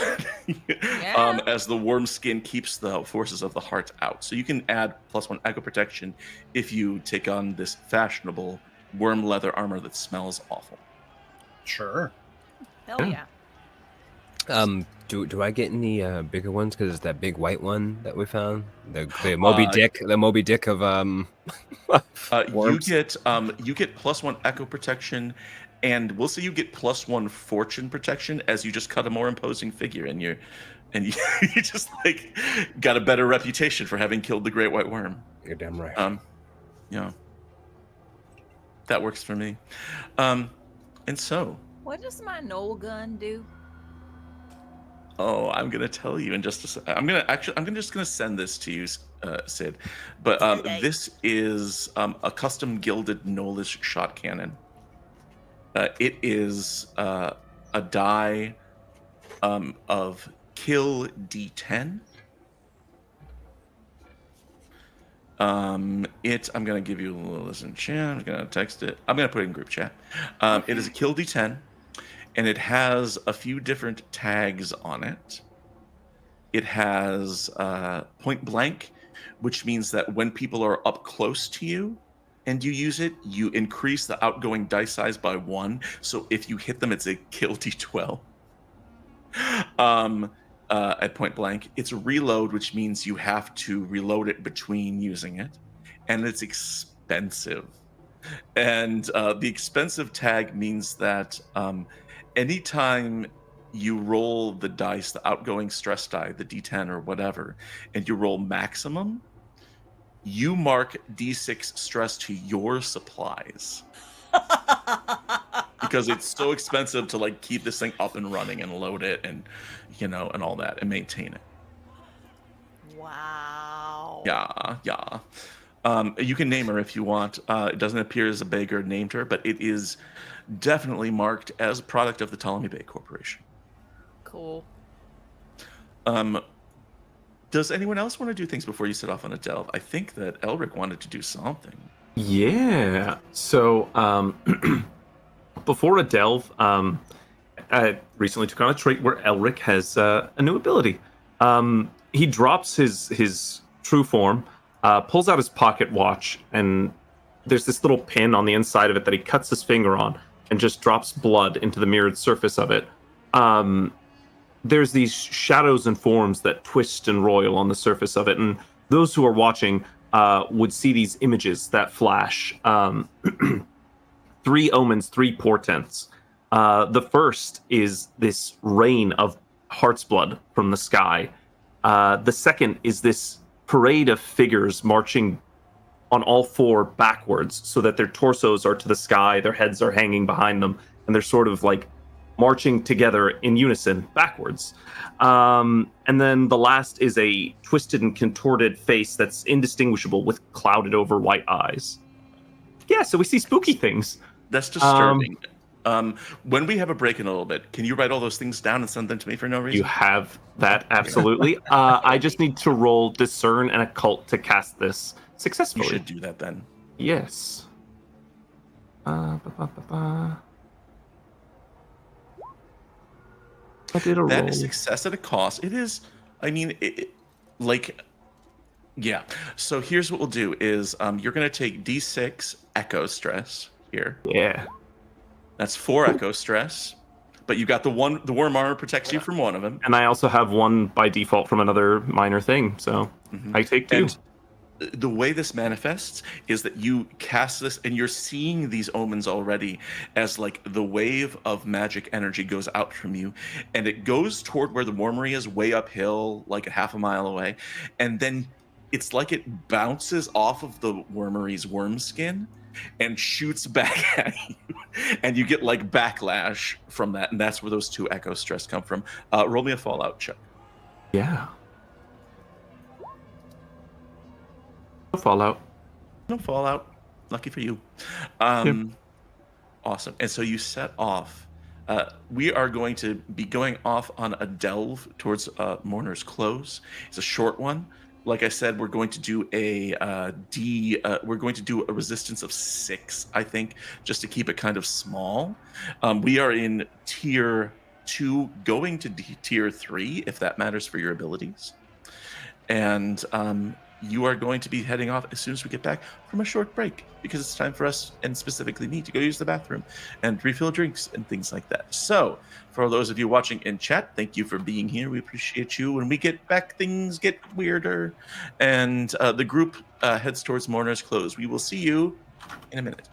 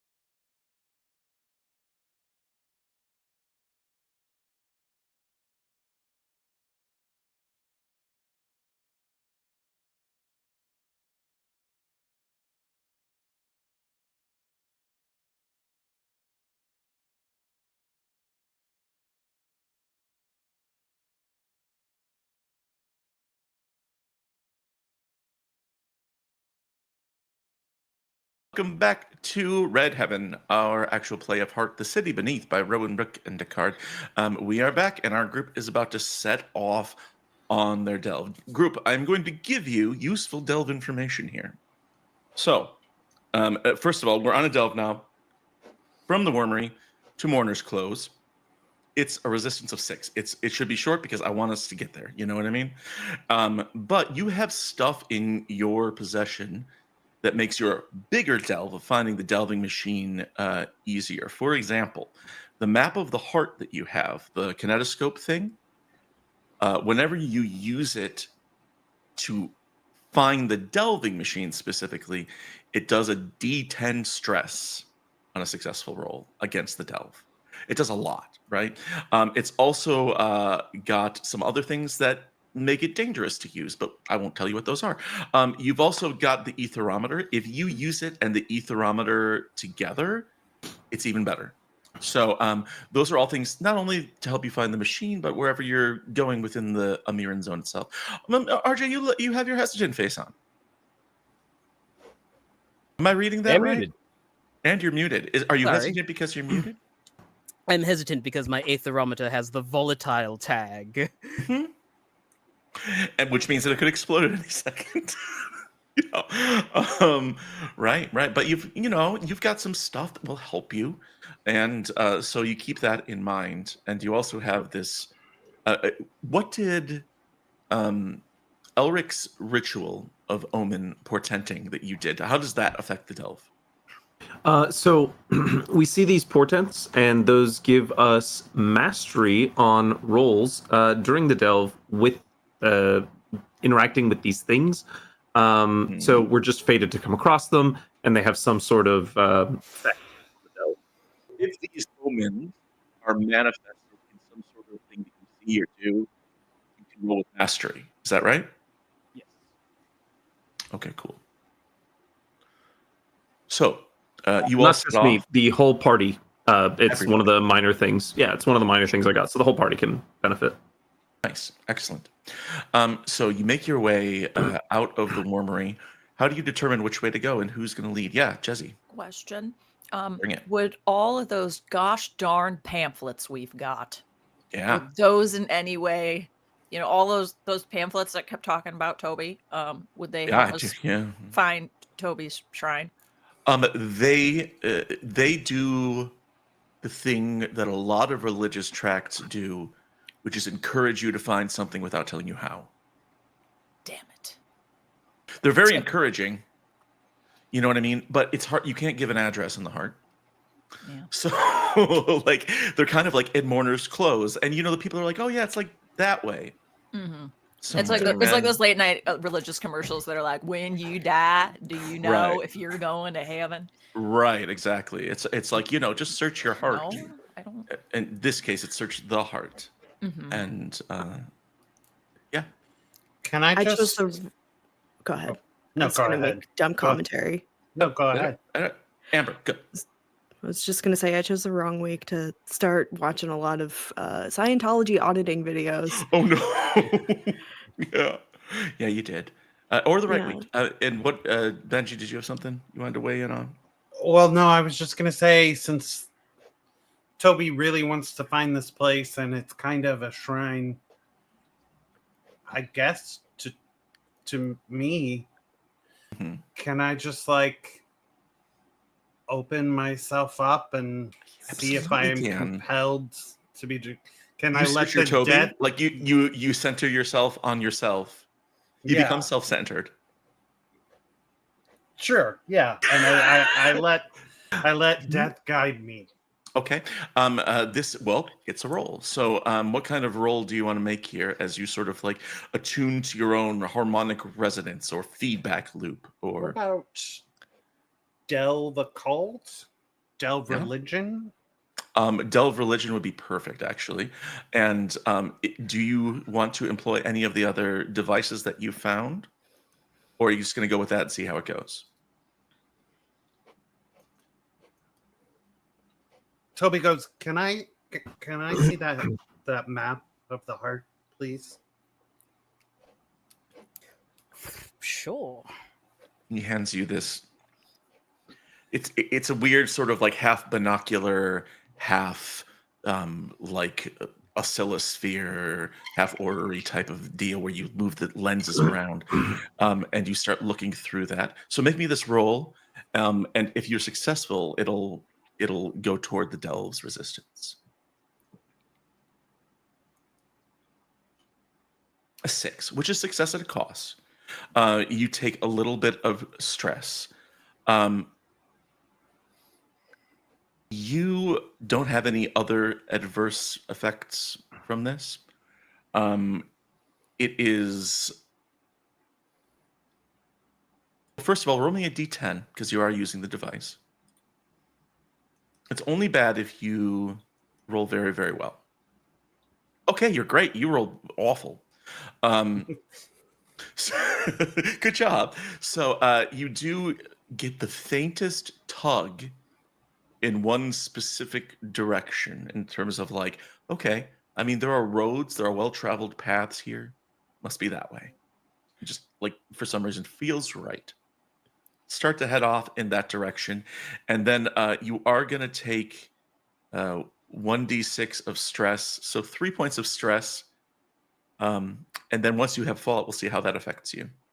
Stress. It's going to be blood stress, I think. Blood stress. Yeah, why not?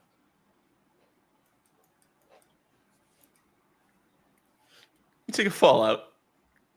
Okay. And I think the fallout is like, you're like, all right, that's the way to go. And then like in a repeat of what happened when you were trying to get the kids to lift you up, you like fall and twist your ankle.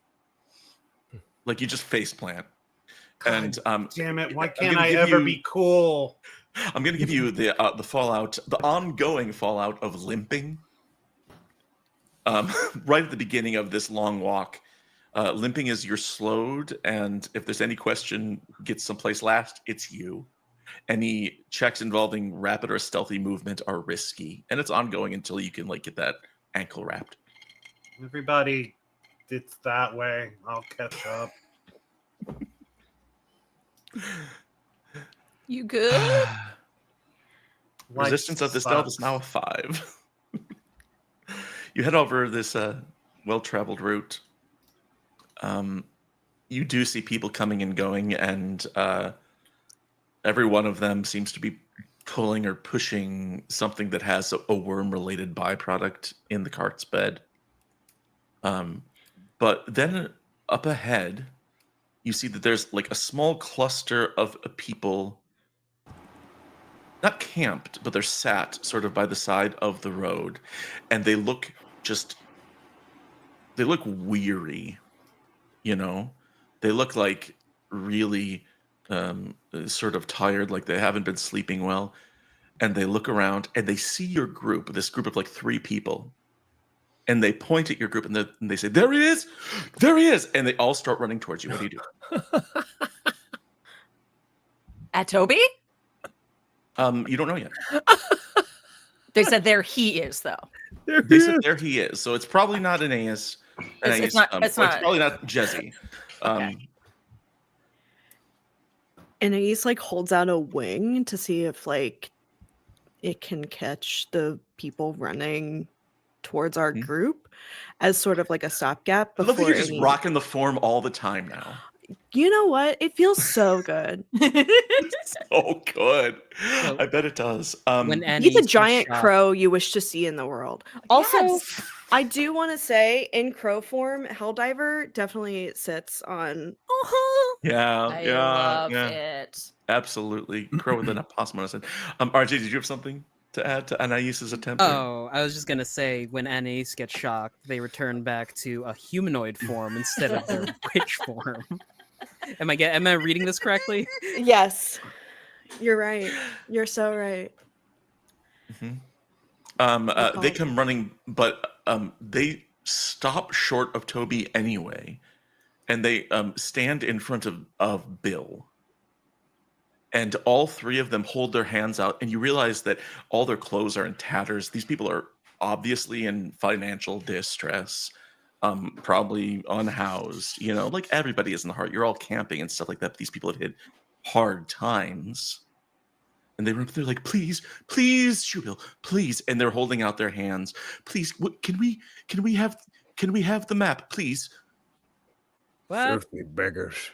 Who? The map of the heart that you have. We know that you have it. All of us have had the same dream. Please, come on. And they hold their hands out. I'm sorry, I don't have the map at this time. They sort of look around, but the dreams of darkness and ashes. They said that you had it. Or does one of your friends, one of the rest of you? And they're like on their knees begging you guys for the map. Wines is just like a Elfir mode, 100%. Get out of here, you damn beggars! We don't have your map. We don't have any money. Be nice. Stop it. Be No. nice. Be nice. Pandering for freebies. Go to work. Who Wow, are you were really people? leading. Everyone's leading into horrible characters, and I love it. They're destitute and broken, and they say, we just want the map. If you give us the map, then we'll stop dreaming about the map, please. I'm sorry. Who are you? I'm George. This is I forget what your name is. He turns to like this woman next. They're all drow, and they turn to like this. He turns to a woman next to him, and she says, "I am Annalise. I haven't slept in a week. Please." And they're just like pulling at your clothes. What the actual fuck is going on here? It's made of brass. It looks like this, and they hold like they describe the kinetoscope. It's just gonna grab the guy that's grabbing him. Why are you dreaming of me? I don't know. He's crying. Yeah, I mean, Rami is watching this, and he's like, dear God, did they say they're dreaming of you having the map?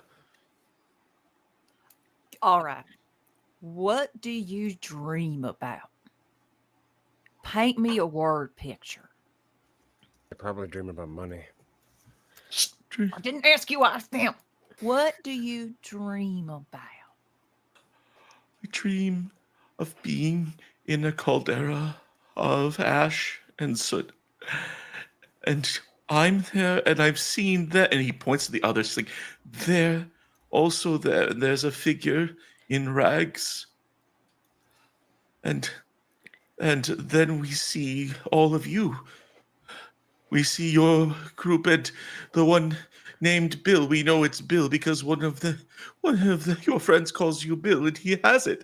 And every night it's the same dream. And then we wake up screaming, and I haven't been able to sleep, and I've lost my job.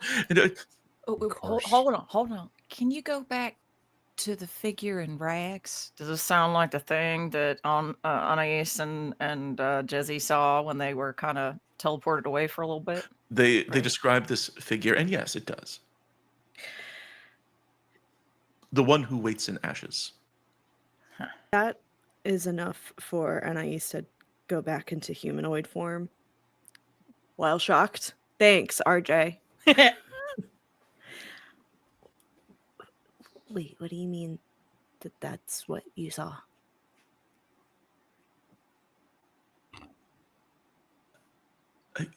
Who's that directed toward? Oh, to the beggars, people. sorry. Little people. They're Yeah. like, he was there. He was the only one. He was the only one who wasn't being drawn to the map. He watched and waited.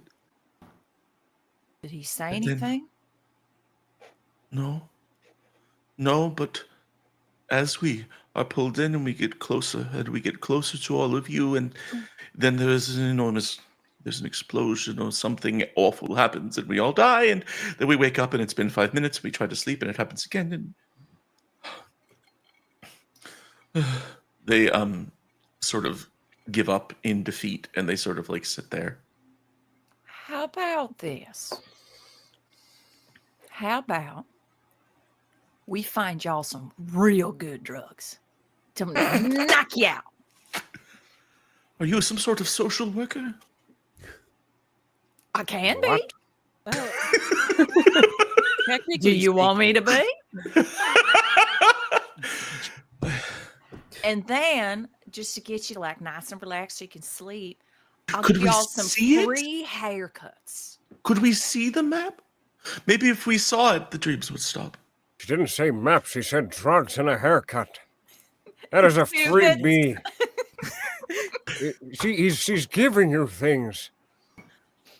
Elric, with a very serious look on his face, looks to his left and right, pulls a book from his coat. For better dreams, and he hands him the smut book, Diary of a Sex Mad Priestess.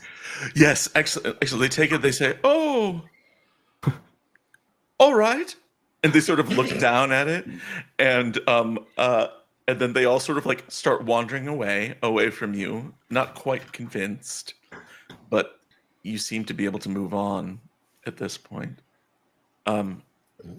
This knowledge that people are dreaming of you, And the one And who waits in ashes. map. I think maybe Elric. What's the value of that book? Did I give a Just a dice value? D2. Yeah, it was just a D2. Oh, yeah, it was pretty crappy. All right, Yeah. roll me a D4 against the Delve's resistance. Okay. 2, that works. Perfect. Takes the resistance down to 3 as you move past these petitioners. Go further down. You wind your way into a sort of canyon-like region, and up ahead there is a cave mouth opening, and outside there is a sign that is in the shape of an arrow that says "Mourner's Close" and points into the cave.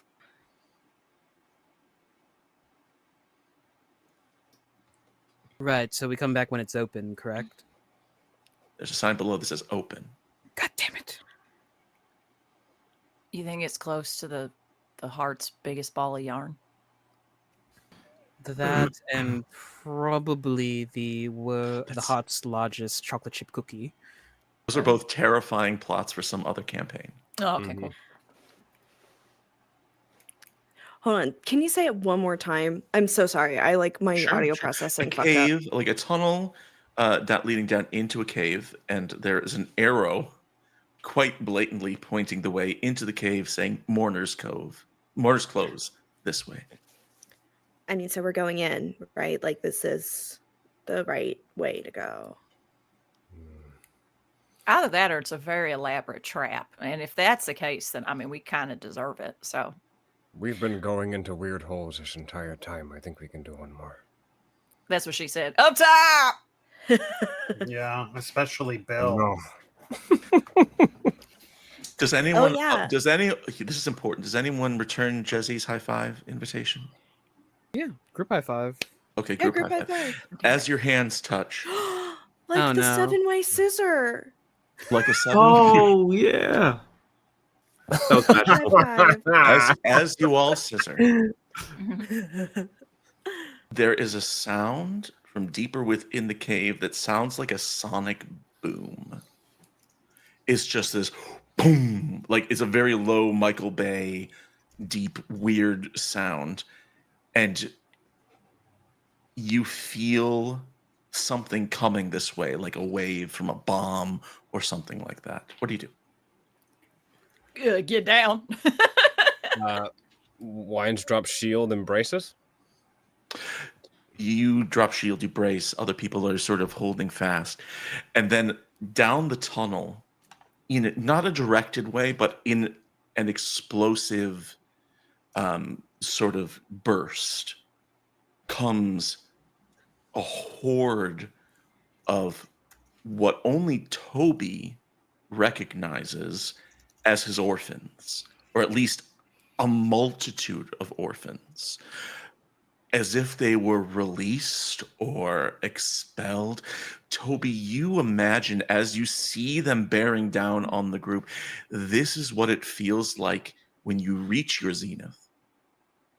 This is connected somehow to your most potent abilities that you haven't yet even realized, as if it's happening down there. And here comes this wave, and they all sort of like push in. Anybody who's trying to like bear this, I need a roll from someone to represent the group enduring here. And Wines with shield would be a good pick. anything else you want to do to sort of try and resist this? Could I use a evade curse to throw up like a barrier to enforce Yeah, absolutely. Wine's shielding? Please. Of this You can do sea of that. orphans just I'll, smashing I'll just against I'll just say that anybody who chooses not to do a roll here, you're going to get stress anyway. You're going to get Might as well. echo stress. If you Okay. try and resist it, you have a chance of fighting back against it. Yeah, I would love to try to resist against it. All with right, go ahead and roll. whatever- Whoever's going to roll on this. What I the believe you. I shit? trust you. Yes. Boom, boom. Oh my super critical god. Stuff. Yes. Man, those Let's orphans be like, go. beep, beep, beep, beep. These dice are crazy, y'all. Tens all the way. And Does you anyone else become resist? Batman, and you become Batman.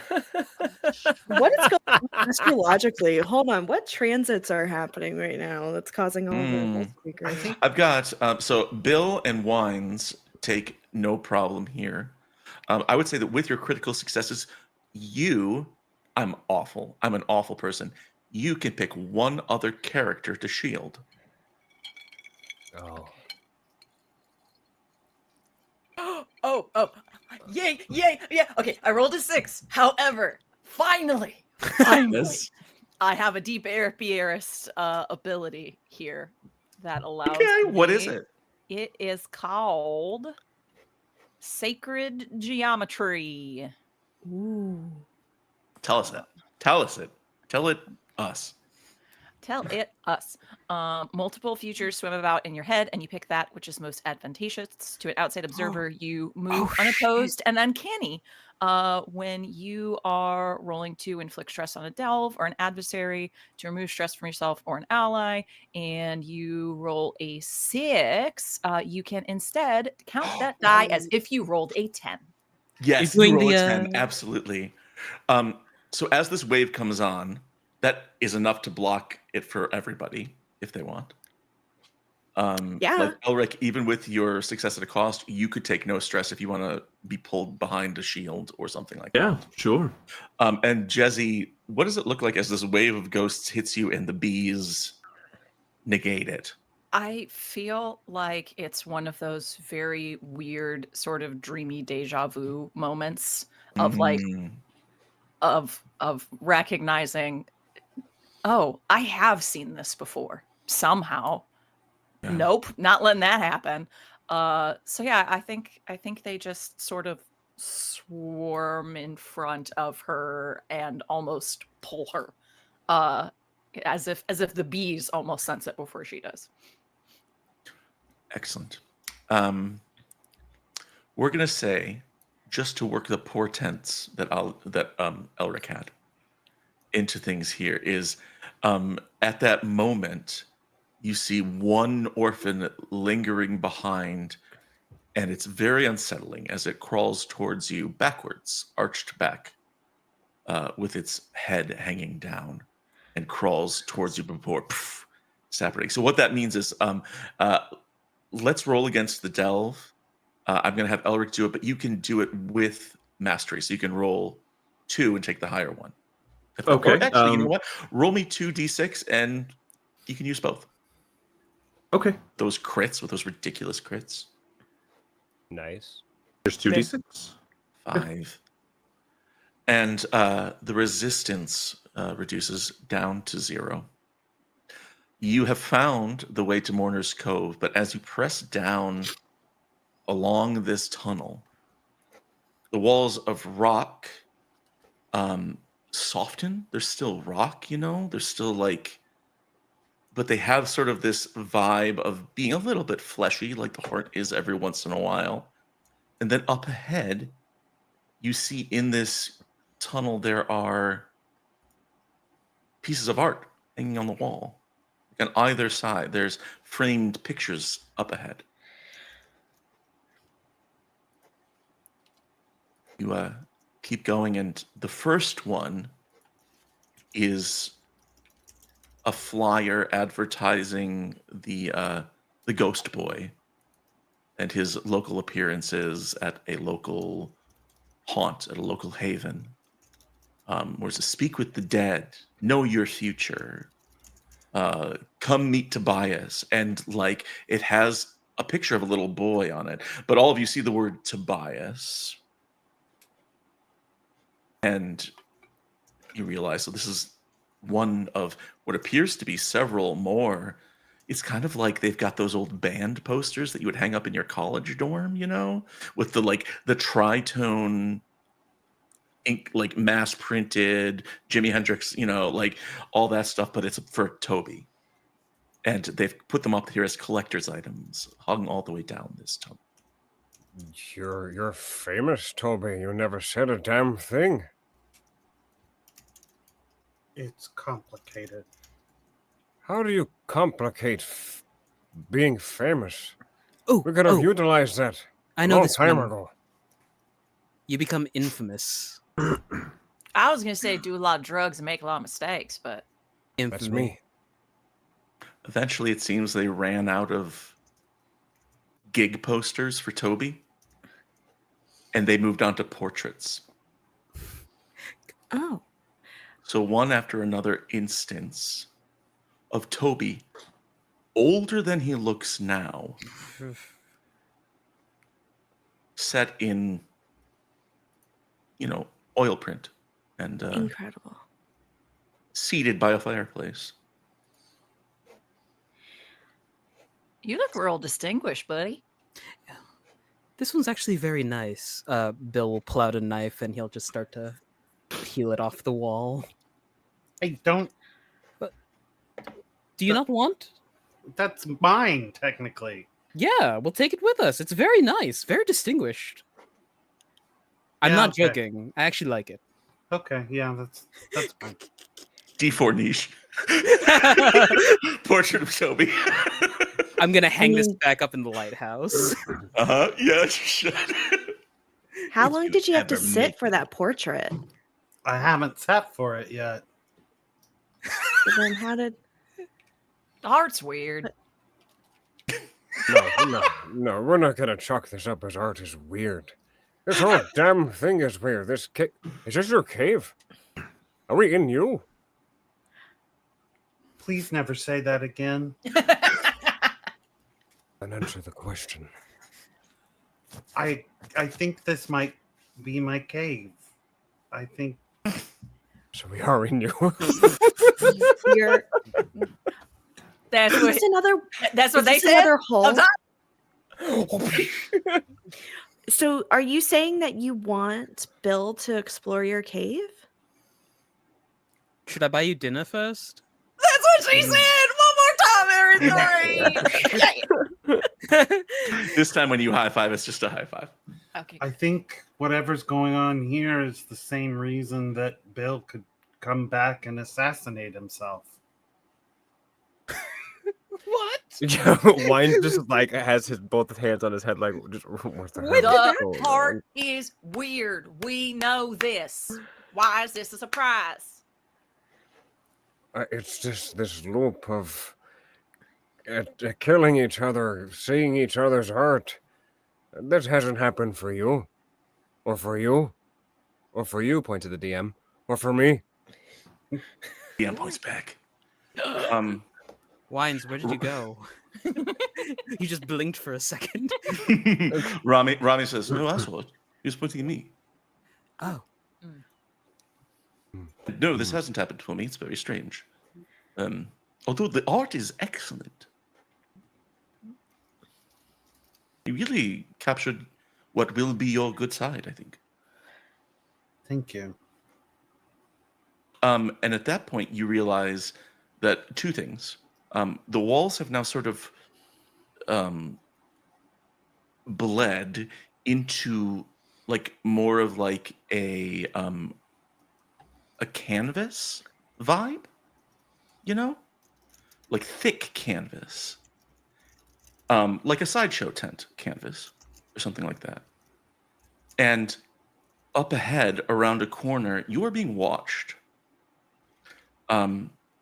At first, you think trash monkey-eye, but no, they're still way back there. Although now there's 5 of them. There is a child up ahead, sort of looking. And when they notice that you've clocked them, they turn and run down the hall, and you hear them yelling, "They're coming! They're coming!" Well, we've lost the element of surprise. But that's good though, right? Because it's your cave, your tent, right? Guess we continue forth.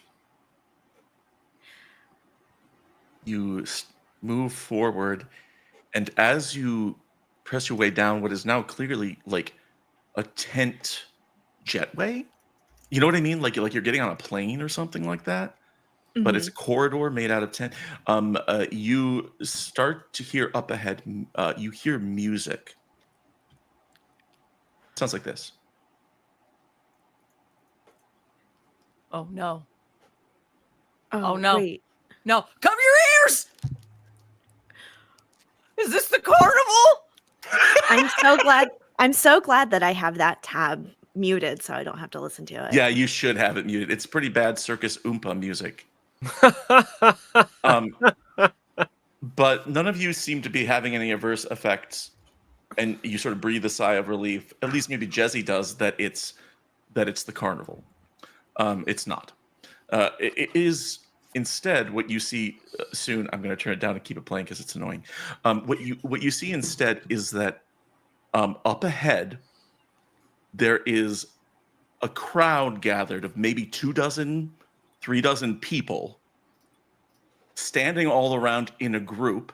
Some of them have a band, and they are playing this music, and others are holding up signs that say, "Welcome, Toby and friends." And then standing in the center of them is a drow woman in priestess garbs, and she is like looking back at you. Past her is like, it's like a big tent sort of place, almost like an old school like church revival meeting, you know? But there's little rooms off to the sides that like they appear to be living here and camped up, and everyone is like, all their attention is on you guys, and they're all like, they're just like looking and beaming and just staring back at all of you. What the Oh. shit? Bye, Elric. Goodbye. And Elric, oh, never mind. Disappears. Disappears. Oh, one more thing is that of the band, it's like an oompa band. So there's one person with a tuba, and then like 8 people with tambourines, And that's it. and a Is clarinet. there That's a Weird Owl? There you go. Is there a Weird Owl? I mean, they're all pretty weird.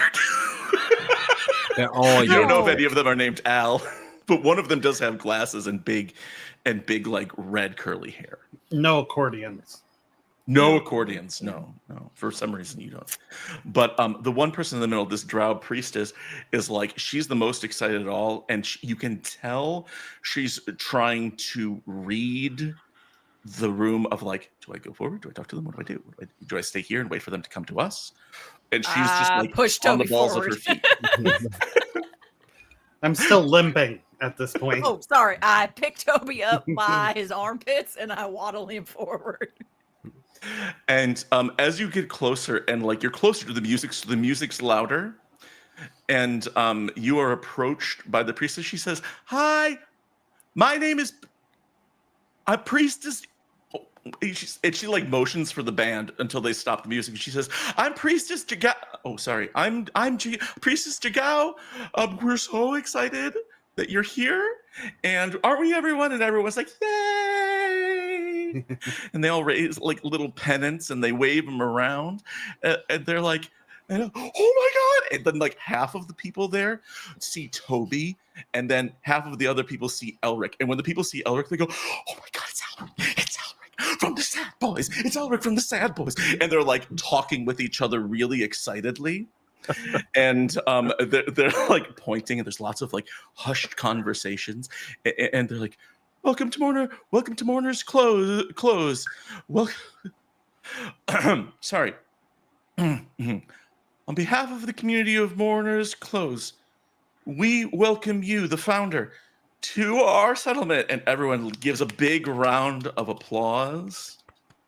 Like, we hope that there's something, if we could do, of anything to make your stay more comfortable. Please come in, please, everyone. And they usher you over. There's a snack table. Elric goes It's to the true form and tries to hide behind Anais. No, I'm a person again. He's literally picking her up in front of where his face would be, trying to hide himself. Okay, Yep. yeah, and it opens its arms again so that the robes obscure. Elric, like, he's missing. He's not here. Sorry. They're not like bothering you or infringing on your space, but they are looking at you with abnormally bright grins on their faces, which is equally weird. So there's like, The fuck? No one the hot is happy. What the shit? I hate this. and the priestess over here that says, "Oh, hi, Mr. Bill. We are happy here because of the founder." And she points at Toby grandiosely. Hi. Oh, he said hi to me. I have no idea what is going on in the most delightful way. Yeah. No, that makes. Are you hurt? And she sees that your ankles, like you're limping a little bit. It's nothing. I just hurt my ankle on my way She says, over here. "Hold on, we have someone." And they're like, bring over a priest, and she starts tending to your ankle, and you remove that fallout. She like wraps it up and heals it. And everyone else is just sort of like gathering around. Like, you get the impression they're waiting for Toby to do something, but also the priestess, who's in front, she says, "I'm sorry, I'm really rude. My name is Jagad. I can't believe you're finally here. Like, we knew you were coming, like we knew it was coming. You were coming today, but like also we were still very excited." How did you know I was coming? From the dreams and visions that we've had. Well, me specifically, I have a lot of them about you. I dream about you all the time. And where did you get all of the artwork and the posters? Oh yes, we call it iconography. Our sacred icons are made here in camp. You look around; it is like a big circus tent, but it's made of worm leather. And there are a few offshoots of the tent to look like sleeping areas, except there's one offshoot that says gift shop.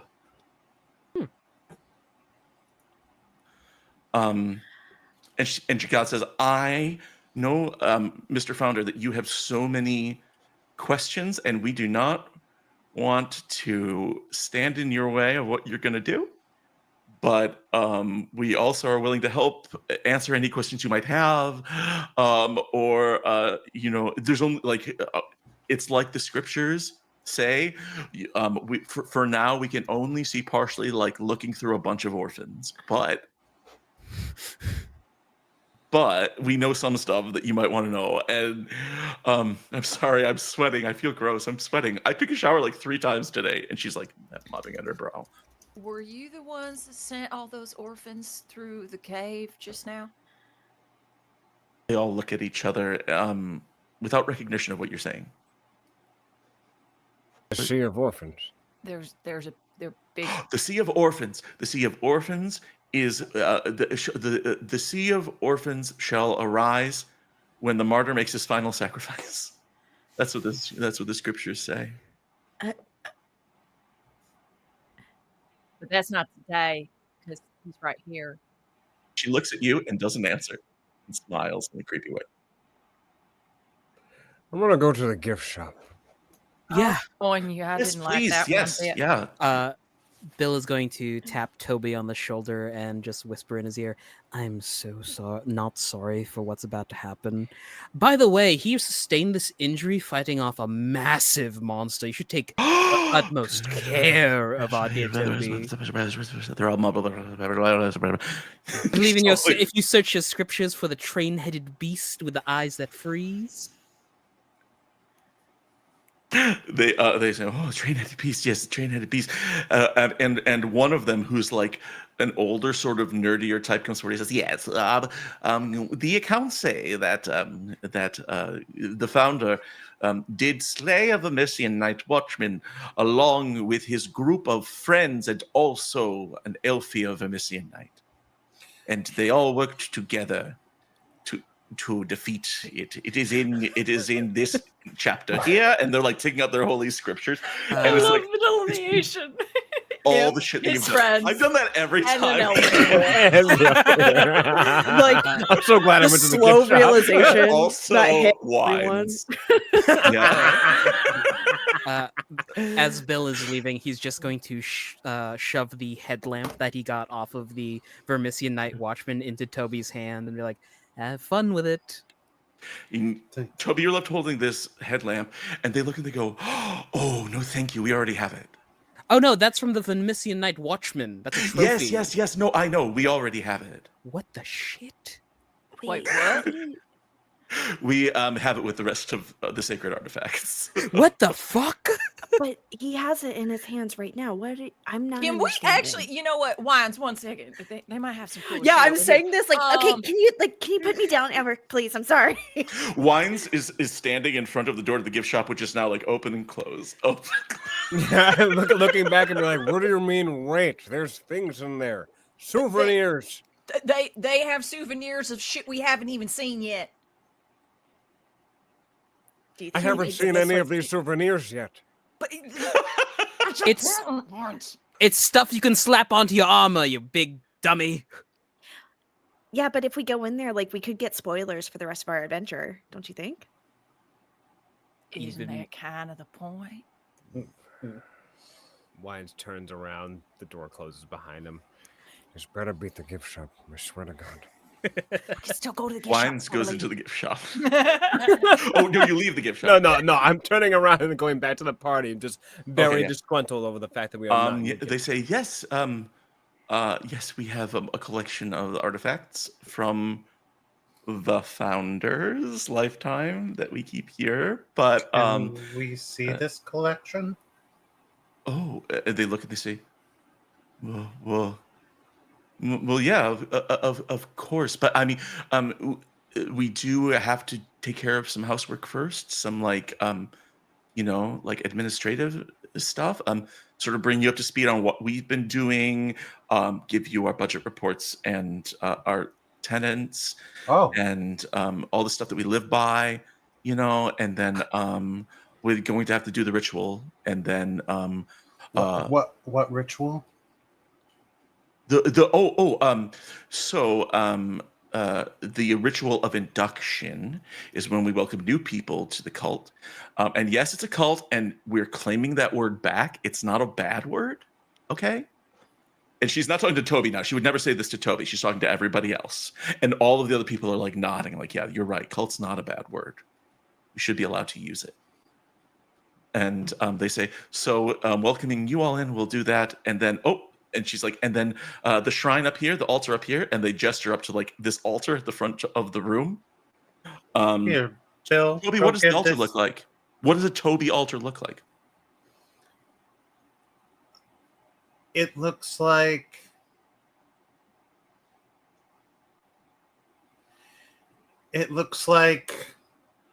two small orphan children holding their hands up together. Right, on either end. Yeah. And then there's like a level surface across the top of it. It's a shrine to Toby, an altar. And they say, so, altar's ready. And there's like a little bit of a message. It's not a sermon. It's kind of cool. We're just kind of talking about Toby. I'm sorry, the founder. We're just talking about the founder. It's okay. I'm Toby. Well, Okay. Wines comes back to the party at this point, but he just leans into Toby and says, if you don't lean into this power that you have right now, I'm going to have a problem with this and my lack of seeing what's in the gift shop. Gotcha. Okay. If you want to visit the gift shop, you have time. We'll probably start in just a few minutes, but you can go look if you want. I don't know why you'd want T-shirts with your faces on them. All of our faces? All of our faces? I think Bill They and all, Wines- everyone in the crowd, side eyes Wines, and they say, "No, not all of you."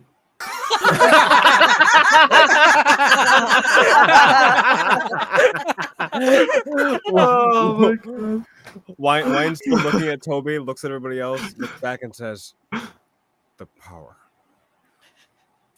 I want my face on the damn shirt." They all sort of smile at you. They seem like they would be scared if their savior wasn't right here. Which is dope.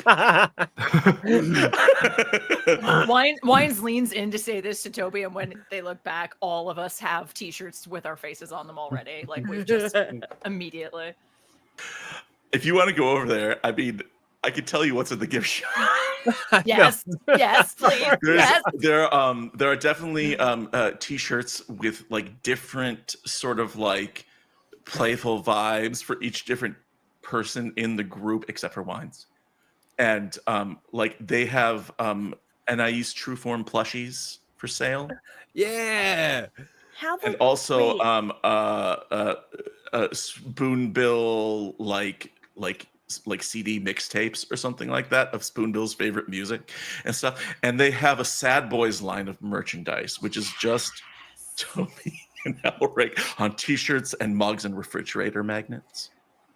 Be like, And they're like leaning against each other, like posing like a boy band.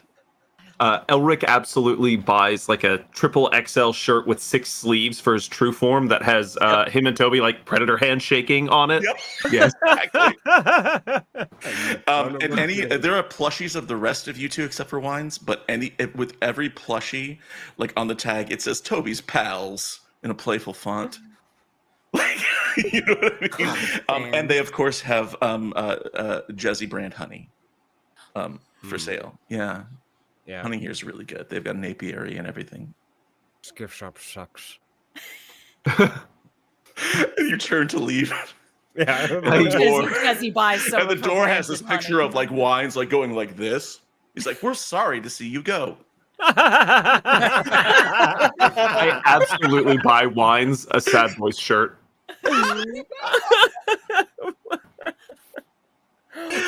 Wines would see that and takes it very begrudgingly. Like he was just like, I'm gonna say this. "Thanks." They'll let you basically take anything you want from here. Yes. But the total is niche D4 worth of Toby souvenirs. Done. That's So good. Toby, what just the write down whatever it is. Like plushies, t-shirts, massage Toby, wands. what have you done to warrant this? And holds up a Toby massage wand. What did you do? I don't know. I don't think I've done it yet. But they keep calling me This a would indicate that you've done it at least. Yeah. So they keep From far calling away. me. That's what she said. Jesse. They keep calling me a martyr. So I think what I do at some point is die. That sucks. Lucky.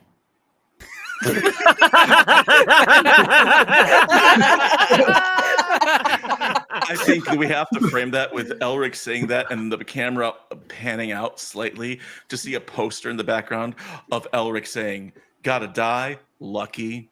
Like that, like this from this quote. It's really jarring. I would be more upset about this, but I'm really humored by this ridiculousness. A voice outside says, "Oh, the sermon, the sermon. I mean, not the sermon. The service is starting. The ritual is about to start." So, you can keep talking, but people are starting to wind out there. Out of game,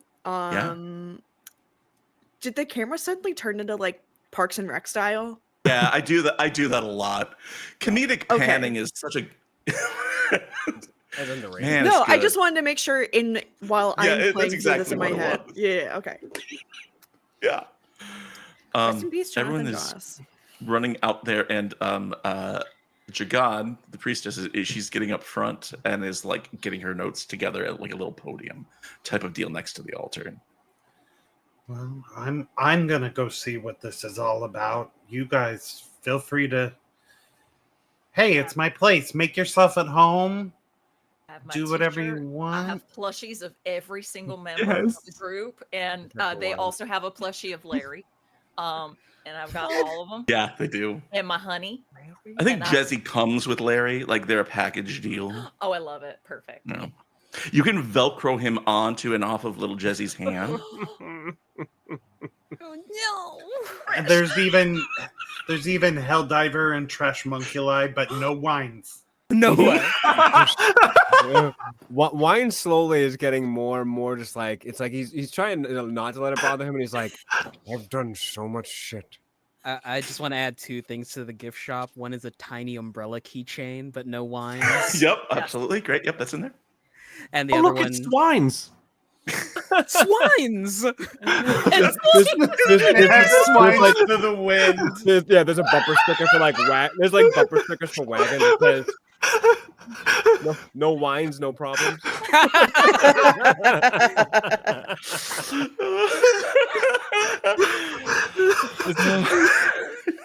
Gift shop. Oh. Shade.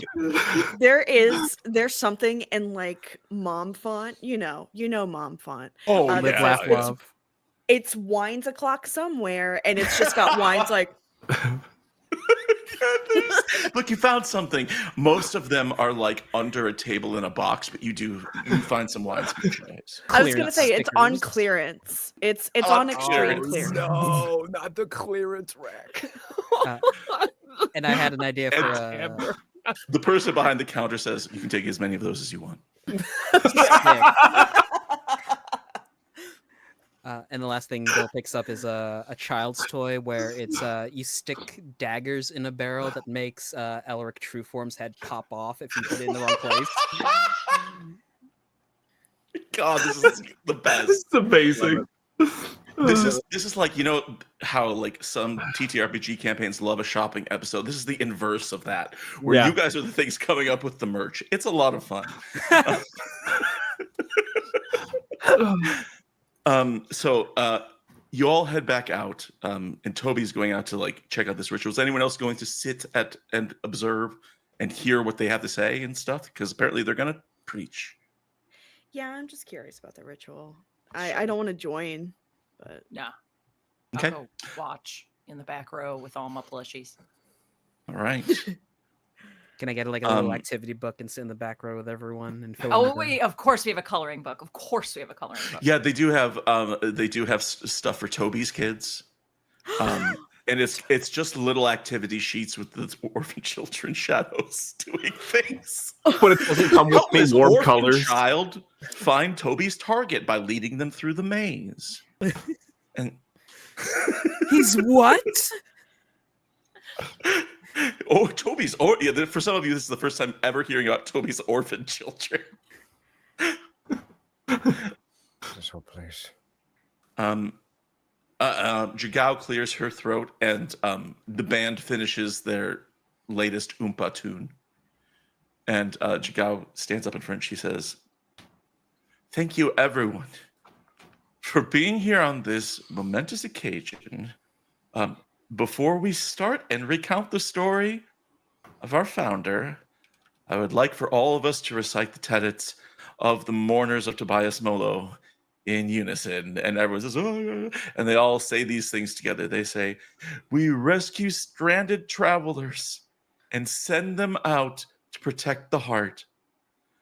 We send groups of people to other settlements to tell them the good news about Toby and the perils of the delving machine." And then they say, "When we grow too old to be useful, we follow the founder's example by going out and injuring ourselves and perishing selflessly." Like all in unison, the whole thing. These are eyes cut into Toby. And Jagao says, "Yes. It came to us in a vision, but also with the certainty of the future that only the heart can give us in its corrupted way. We know that someday this settlement, this haven of mourners' close, will be in great peril. And on that day, which might be today, the founder comes and he gives his life. He gives life not only to us, but he gives life to the city itself. It turns into a living being, and before the delving machine can arrive, it is able to move, pick up, and relocate itself thanks to Toby's powerful magic, for which with he sacrifices himself. And Toby, like, as you're listening to this, you're like, this is from what you've heard from other Deadwalkers. This is a possible zenith for Deadwalkers, that they can give life to something so that they might kill it. But according to this story, what's going to happen is that Toby is going to give life to this settlement so it could survive. And that's why they worship him. But in doing so, he dies. He gives himself over. And he says, and so we stay here. We suffer to stop the delving machine. And when others come looking for the machine, we turn them back. We turn them away. And what do we do if we cannot convince them? And they all say, ritual sacrifice. And they pull out a prisoner from off stage and bring them up on stage. Oh. This person is a drow who's bound and gagged, and they look terrified. And they say, this is just one, and they're like struggling to like restrain him as they're talking. And Jigao says, this is one of many people who come through looking for the delving machine without realizing the perils that it holds. If you get to the delving machine, everything you know of could be destroyed. And so, like our founder, we need to move out of its way. We need to avoid it. We need to steer clear of it. And any who wish to go after it will meet the same fate. And they put him up on the altar. Bill. Oh, sorry. What is his crime? The founder speaks. They all turn their attention to you. Quiet, eerie silence. Hi. Hello, founder.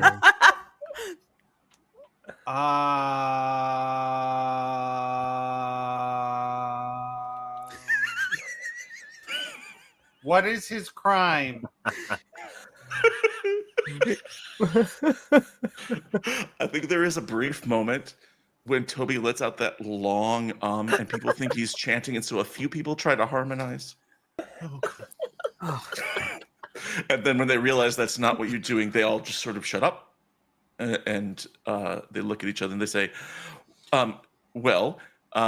he wants to reach the delving machine. And per your future instructions, we have to stop that from happening because it could unleash a world worse than we've ever imagined. When you will come, you told us or will tell us that the delving machine is a weapon that's too dangerous, and that's when you give your life and help us to move the settlement so it can live and breathe and be peaceful somewhere else. Also, you already did it.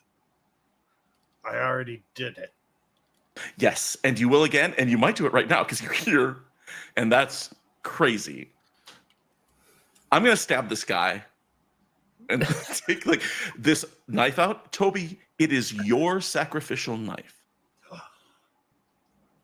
that you keep on you at all times, but yours is still in your pocket. And they say, with the founder's implement, we give sacrifice. It is tradition that if the founder's party should arise, one of the others would want to participate in a sacrifice at a shrine like this. And everyone in the room looks at Bill. Bill is looking down at the track list on the CD he bought. He turns to Elric and just goes, I haven't even sung some of these for... Why is everyone looking at me? Hey, I may not be on a t-shirt or on a CD. At least I'm not going to get shanked. Jigao says, it is foretold that the one named Bill will join us in making this sacrifice to Toby. Oh, like I'm the one stabbing the individual there.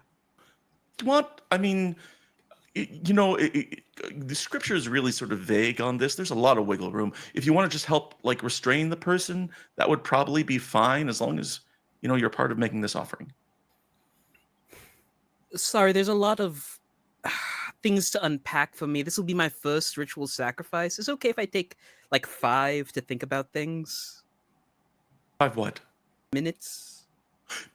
They all look at each other and like Jagad sort of like nods their head and they're like, yes, Toby teaches us patience. We must Okay. suffer through the winds that whine in our ears before we get where our goal. And they all nod Yeah. in All right. understanding. Yeah, I'm And they, about and they sort of like move away and they're like, put this guy back in the cell. Okay. from the back. I'm about 70% there. I just need to hype myself up. That's all.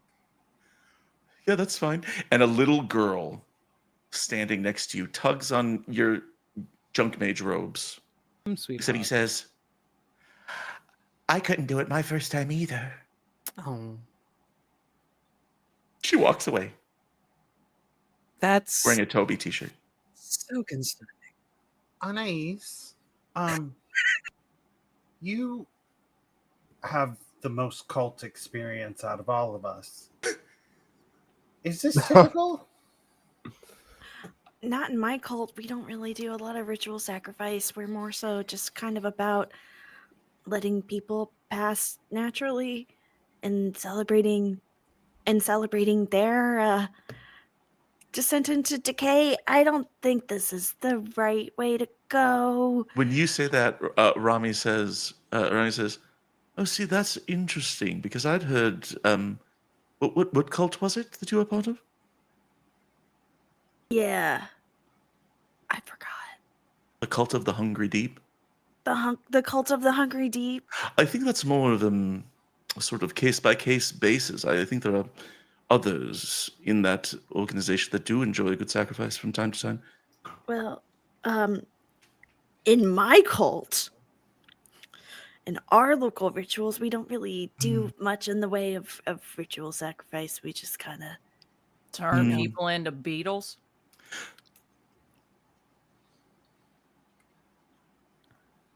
Elric I'm is sorry, eating what? popcorn out of a commemorative, like, Sad Boys popcorn bucket, just walking over this. Wine just Collector's taking little edition, yeah. handfuls at the same time, begrudgingly, just like eating it through his teeth. Like, It's good popcorn. It's really good. And I'm sorry, I don't know what you're talking about. Well, your cult are the ones that are the reason that Larry's like this. Huh. I have no words for Rami that. says, I'm sorry. I think I made this awkward by pushing it. To see what they have in the clearance Yeah. section. Yeah, Rami, you really did. You really wined this one up, didn't you?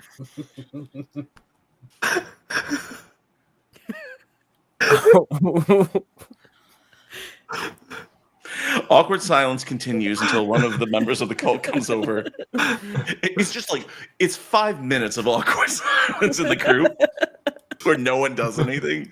And then one of the cult comes over and says, well, you don't have to worry about other religious organizations anymore. You can join ours. I mean, you guys know Toby best, right? So you would, you get it.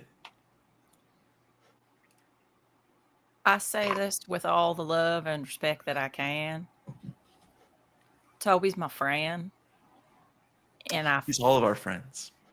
yeah, I know. But I feel like it would very much change our friendship dynamics if his friends started to worship him. See what I'm saying? I get it. Yeah, I get it. And our scriptures say that you have nothing to worry about. And they take your big fuzzy hand and touch your big fuzzy hand. You have nothing to worry about. Toby will be with you when you pass. Oh, this is even worse. Elric leans over to Toby while throwing a handful of popcorn in his mouth. Right, I think this is the point where you tell them just suicide pact. Really clean slate with this. Just Kool-Aid them all. I can't I be would responsible for agree. killing an entire cult. They'll keep killing other people. And you choose, someone has to die. And the heart is hungry, right? We got to feed the heart. You gotta feed the means. I mean, at this point, it's sort of like a sunk cost fallacy, no? Right, thank you. And we do already have the t-shirts and the popcorn buckets, so fuck it. yeah, we got everything we need. Aren't we curious as when all this happens? We can find Yeah, we can look at this. considering you're gonna die and I'm gonna die, apparently. So, yeah. Suicide pact. Suicide. Suicide pact. Suicide Suicide pact. Suicide. At this point, like you're all standing around and you've got a minute or two before they bring the sacrifice back out.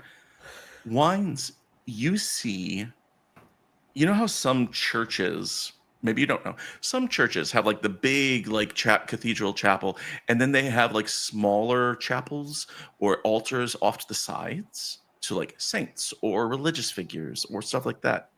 You are looking around and you see like a little closet-sized nook off to the side, and in there you see what appears to be like a artistic rendering of a Vermissian knight.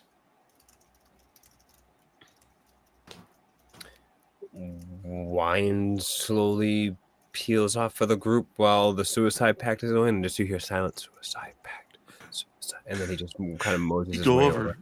There is a tiny little devotional altar there with a picture of you. in, like you know how like religious icons will have like gold paint and all the colors symbolize something and stuff like that. This is not that. This is a tiny picture of Wines that is like a half-ass drawing, and there is somebody in priestly gear like standing there, and they say, "Welcome to the altar of the forgotten." Oh, it's you from the drawing. And they mentioned, like, they point at the drawing, which isn't very good, so who knows how they knew that. from the drawing. From the drawing. I'm Giraud. I'm the priest of the Forgotten Knight, which is you. A sect of Tobyism. Moaners of Tobias Mola. We call it Tobyism. They don't call it that. There's a whole thing. It's a disagreement. Okay. Have you come here on your hunt for the Knight of Larks? Wine's eyes widen a little bit. I understand this is the first positive thing that he's gone ahead and heard about wines overall. He sits there and goes, "Yes, I am here for that." Yes. And I have Just as the tribute. scriptures foretold that, yeah, you come looking for the Knight of. Wait, has it happened yet? What has happened? Have you found the Knight yet? No. But you need to do it because your masters have ordered you. Oh no! And they put their hands over their mouth and they say, "I shouldn't be talking to you. No. If you don't no. know where he is, I can't. I know, where I know, the Knight I've is. I know seen- where you find the Knight, but I can't I've tell you seen that. him. Or But no, here's the thing. I've seen the man. I know. so okay. I just like, I hope you don't want me to tell you where he is, because like I know where you'll find him. right. No, But realistically, if I do that, it might mess with your future, and so there's a clairvoyant path that one might be able to put me on. That is very much true. So how about this? I give you something. This here is a piece of me, and he pulls out like a little like tiny bit of like machinery, and he's like, "This here, if put in the right places in this altar, will give you the blessings of Wines. You will find no more annoyance inside of your life. Period. But the only way that I can give this to you is that if you tell me the story of where he is found. You don't have to tell me where to find him. Just tell me of the story of how he is found." okay, I guess. So I want to put this out on the table real clear right now, Derek. This guy does not want to tell you where the Knight of Larks is. Your masters want you to find out. Mm-hmm. You get the impression the only way you're going to get out of this guy is by doing something reprehensible.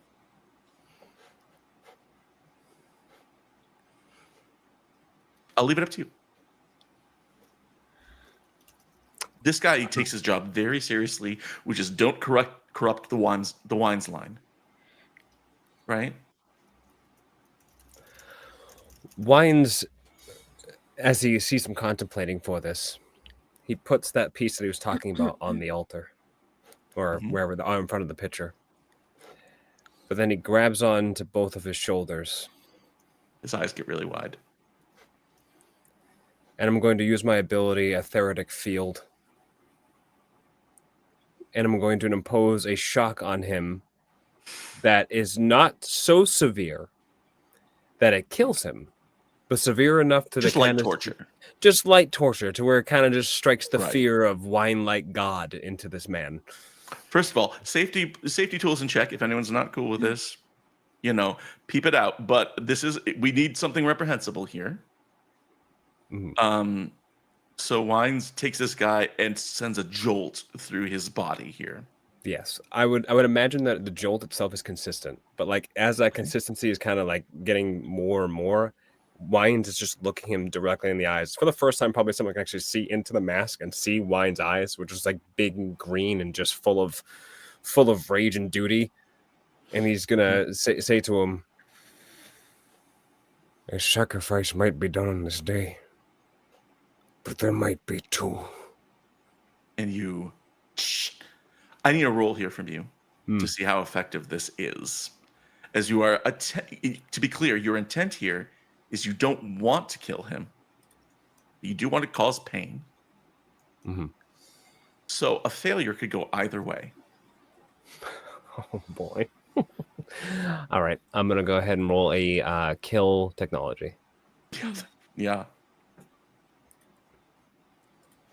Success with no stress, an 8. It sends the shock through him, and he's like, "Thank you."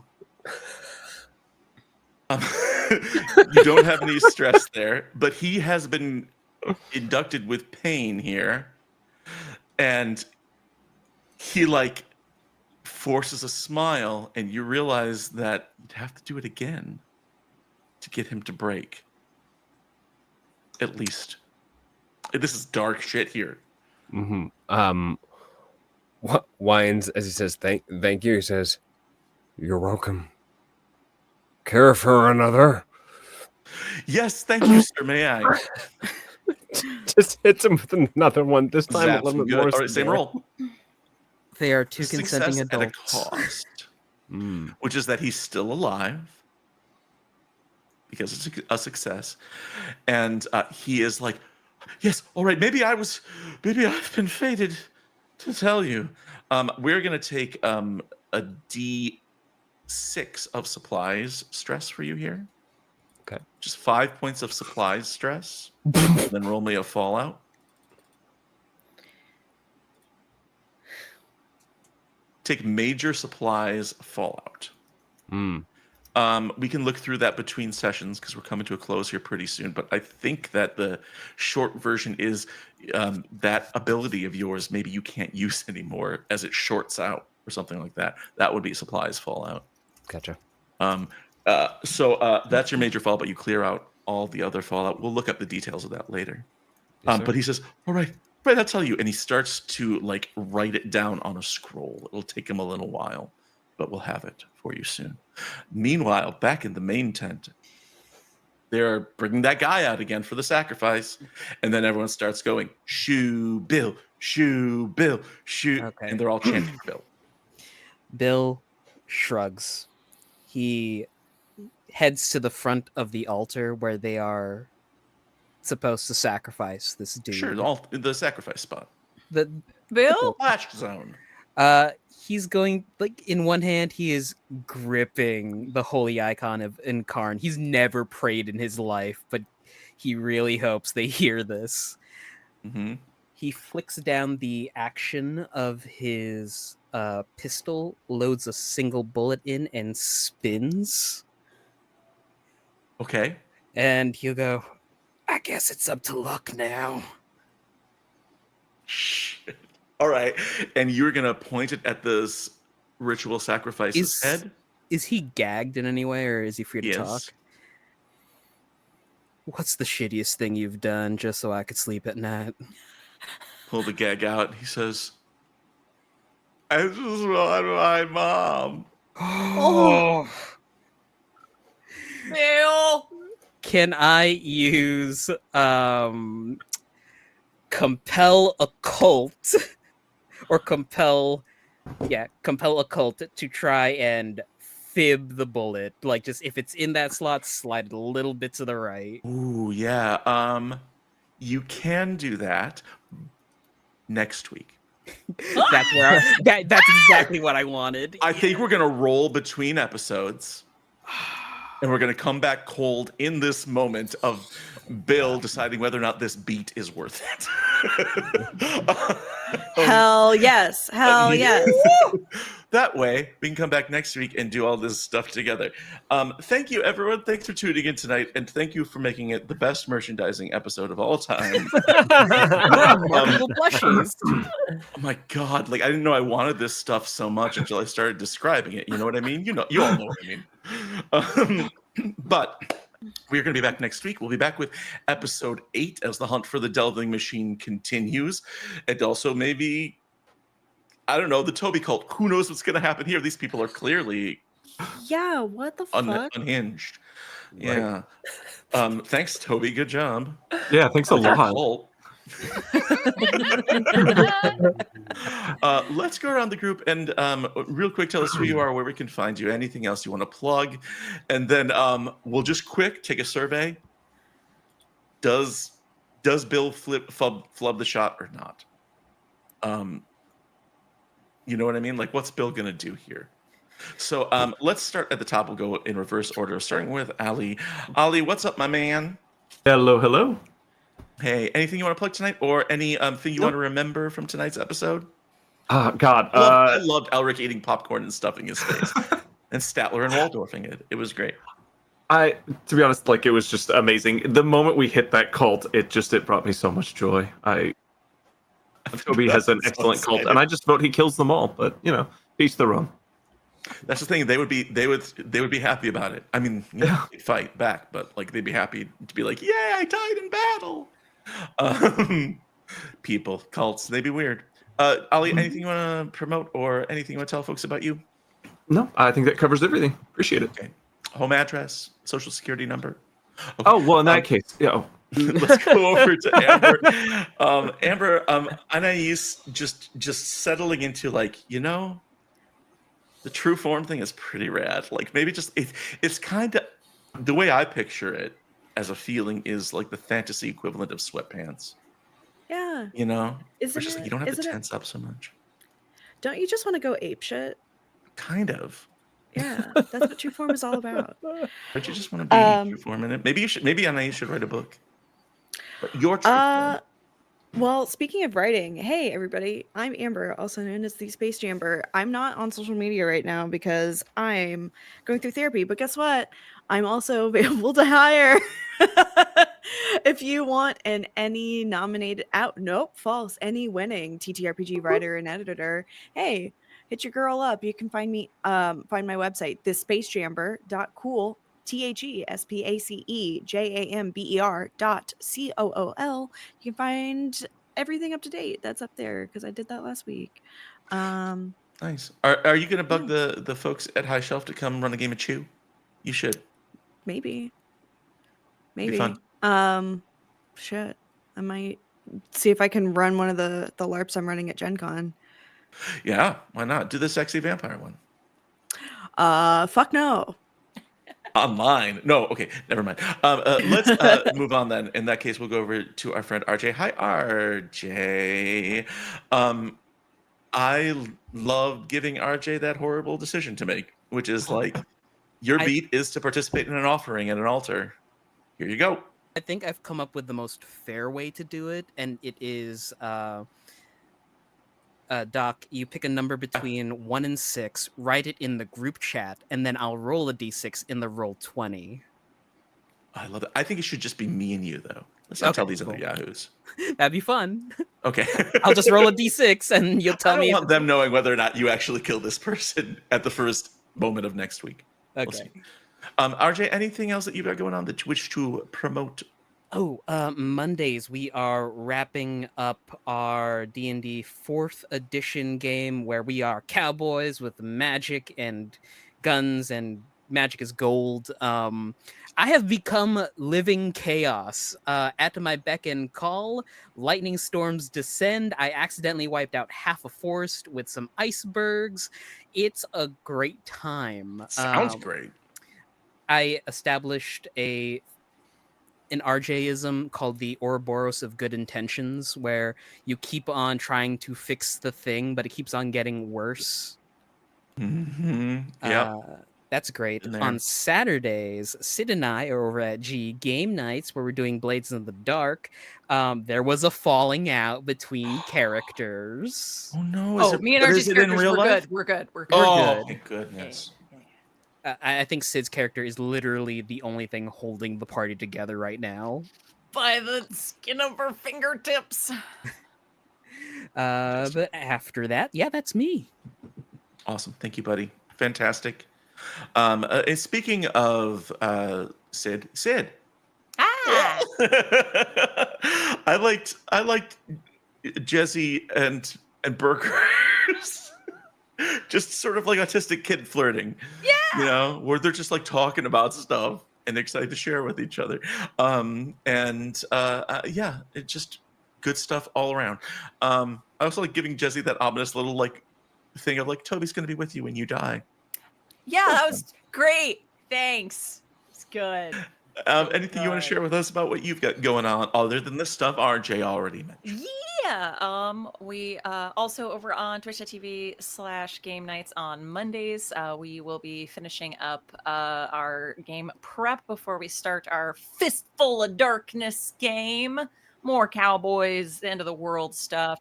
And I'm going to be another very large, weird lady who blows God stuff bless up. you. And it's going to be great. So As check is that right and proper.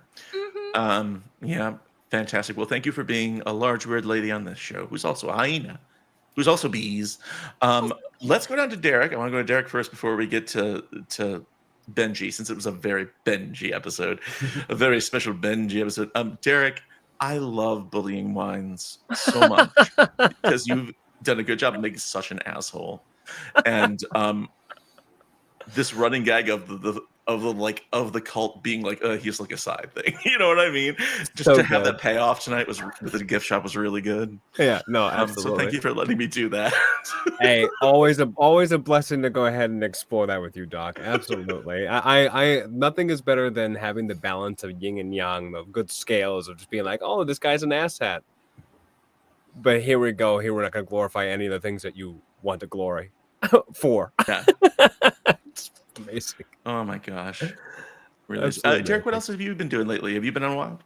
Yeah. I have been playing a decent amount of Wild, as Zheng Wei, building the empire that is Taipan, and that has been an absolute blast. And of course, when you build something up so big, there's always people that want to challenge it. So it's been very interesting to get this wonderful give and take of role play of kind of wins and losses, and it's always something to celebrate super hard, especially in a role play setting. Even something like the Heart, which is very interesting because of the fact that there's always this ebb and flow of you never know what's going to go ahead and happen, and usually it's of the negative take, but that negative take feeds into story, so it's been very rewarding in that aspect. But other than Wild, I've been dabbling in some writing as well as also some screenplays, which have been really, really fun. And then The Walking Dead is on episode 5 of the series right now, and I've been in every episode, so it's been really cool. Man, I can't wait to be able to watch this season because I'm like that zombie.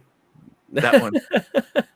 I'll make sure I send you some snapshots. All right, boost my send me creepy massive pictures, head. Yeah, send me those. You're talking about your okay. Yeah, great. Yes, that too. Benji, it was a very Toby episode, which has been coming for a while, just with this group of weirdos here. but I was very happy with it. And I think Toby reacted absolutely perfectly, which was what the fuck. So I want to hear what you think. Yeah, I'm a little overwhelmed. This is a lot of attention of mysterious nature. So, and now there's about to be a sacrifice. So, who knows what this death cult is really about? Probably death. Probably. But Chances also not are death? death. Valid. And undead? Who knows? Maybe they'll turn this person into a zombie. They won't. They're just going to kill them. Yeah. Awesome. Well, thank you for being here. Benji, do you have anything you want to promote? Anything else you've got happening? On Saturdays, I'm at that D'Angelo's Twitch channel playing Mythic Odyssey of Theros. I play a Triton Barbarian who wears only a Speedo. Fantastic. That's great. And I'm Doc Rimbo. I've been your games master. Today went way too fast.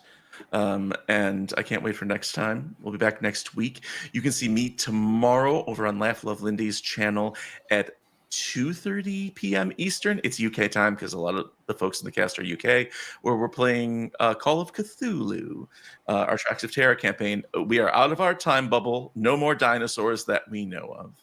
So so far so good. And none of that should make any sense to you. We are going to do a raid. We're going to toss it across to Happy Jack's RPG and see how they're doing. And I'm going to keep these folks around. We're going to go over their beats, and we'll see you here next week on High Shelf Collective. Until then, hope that you don't come in cults that are about you. Bye. Bye.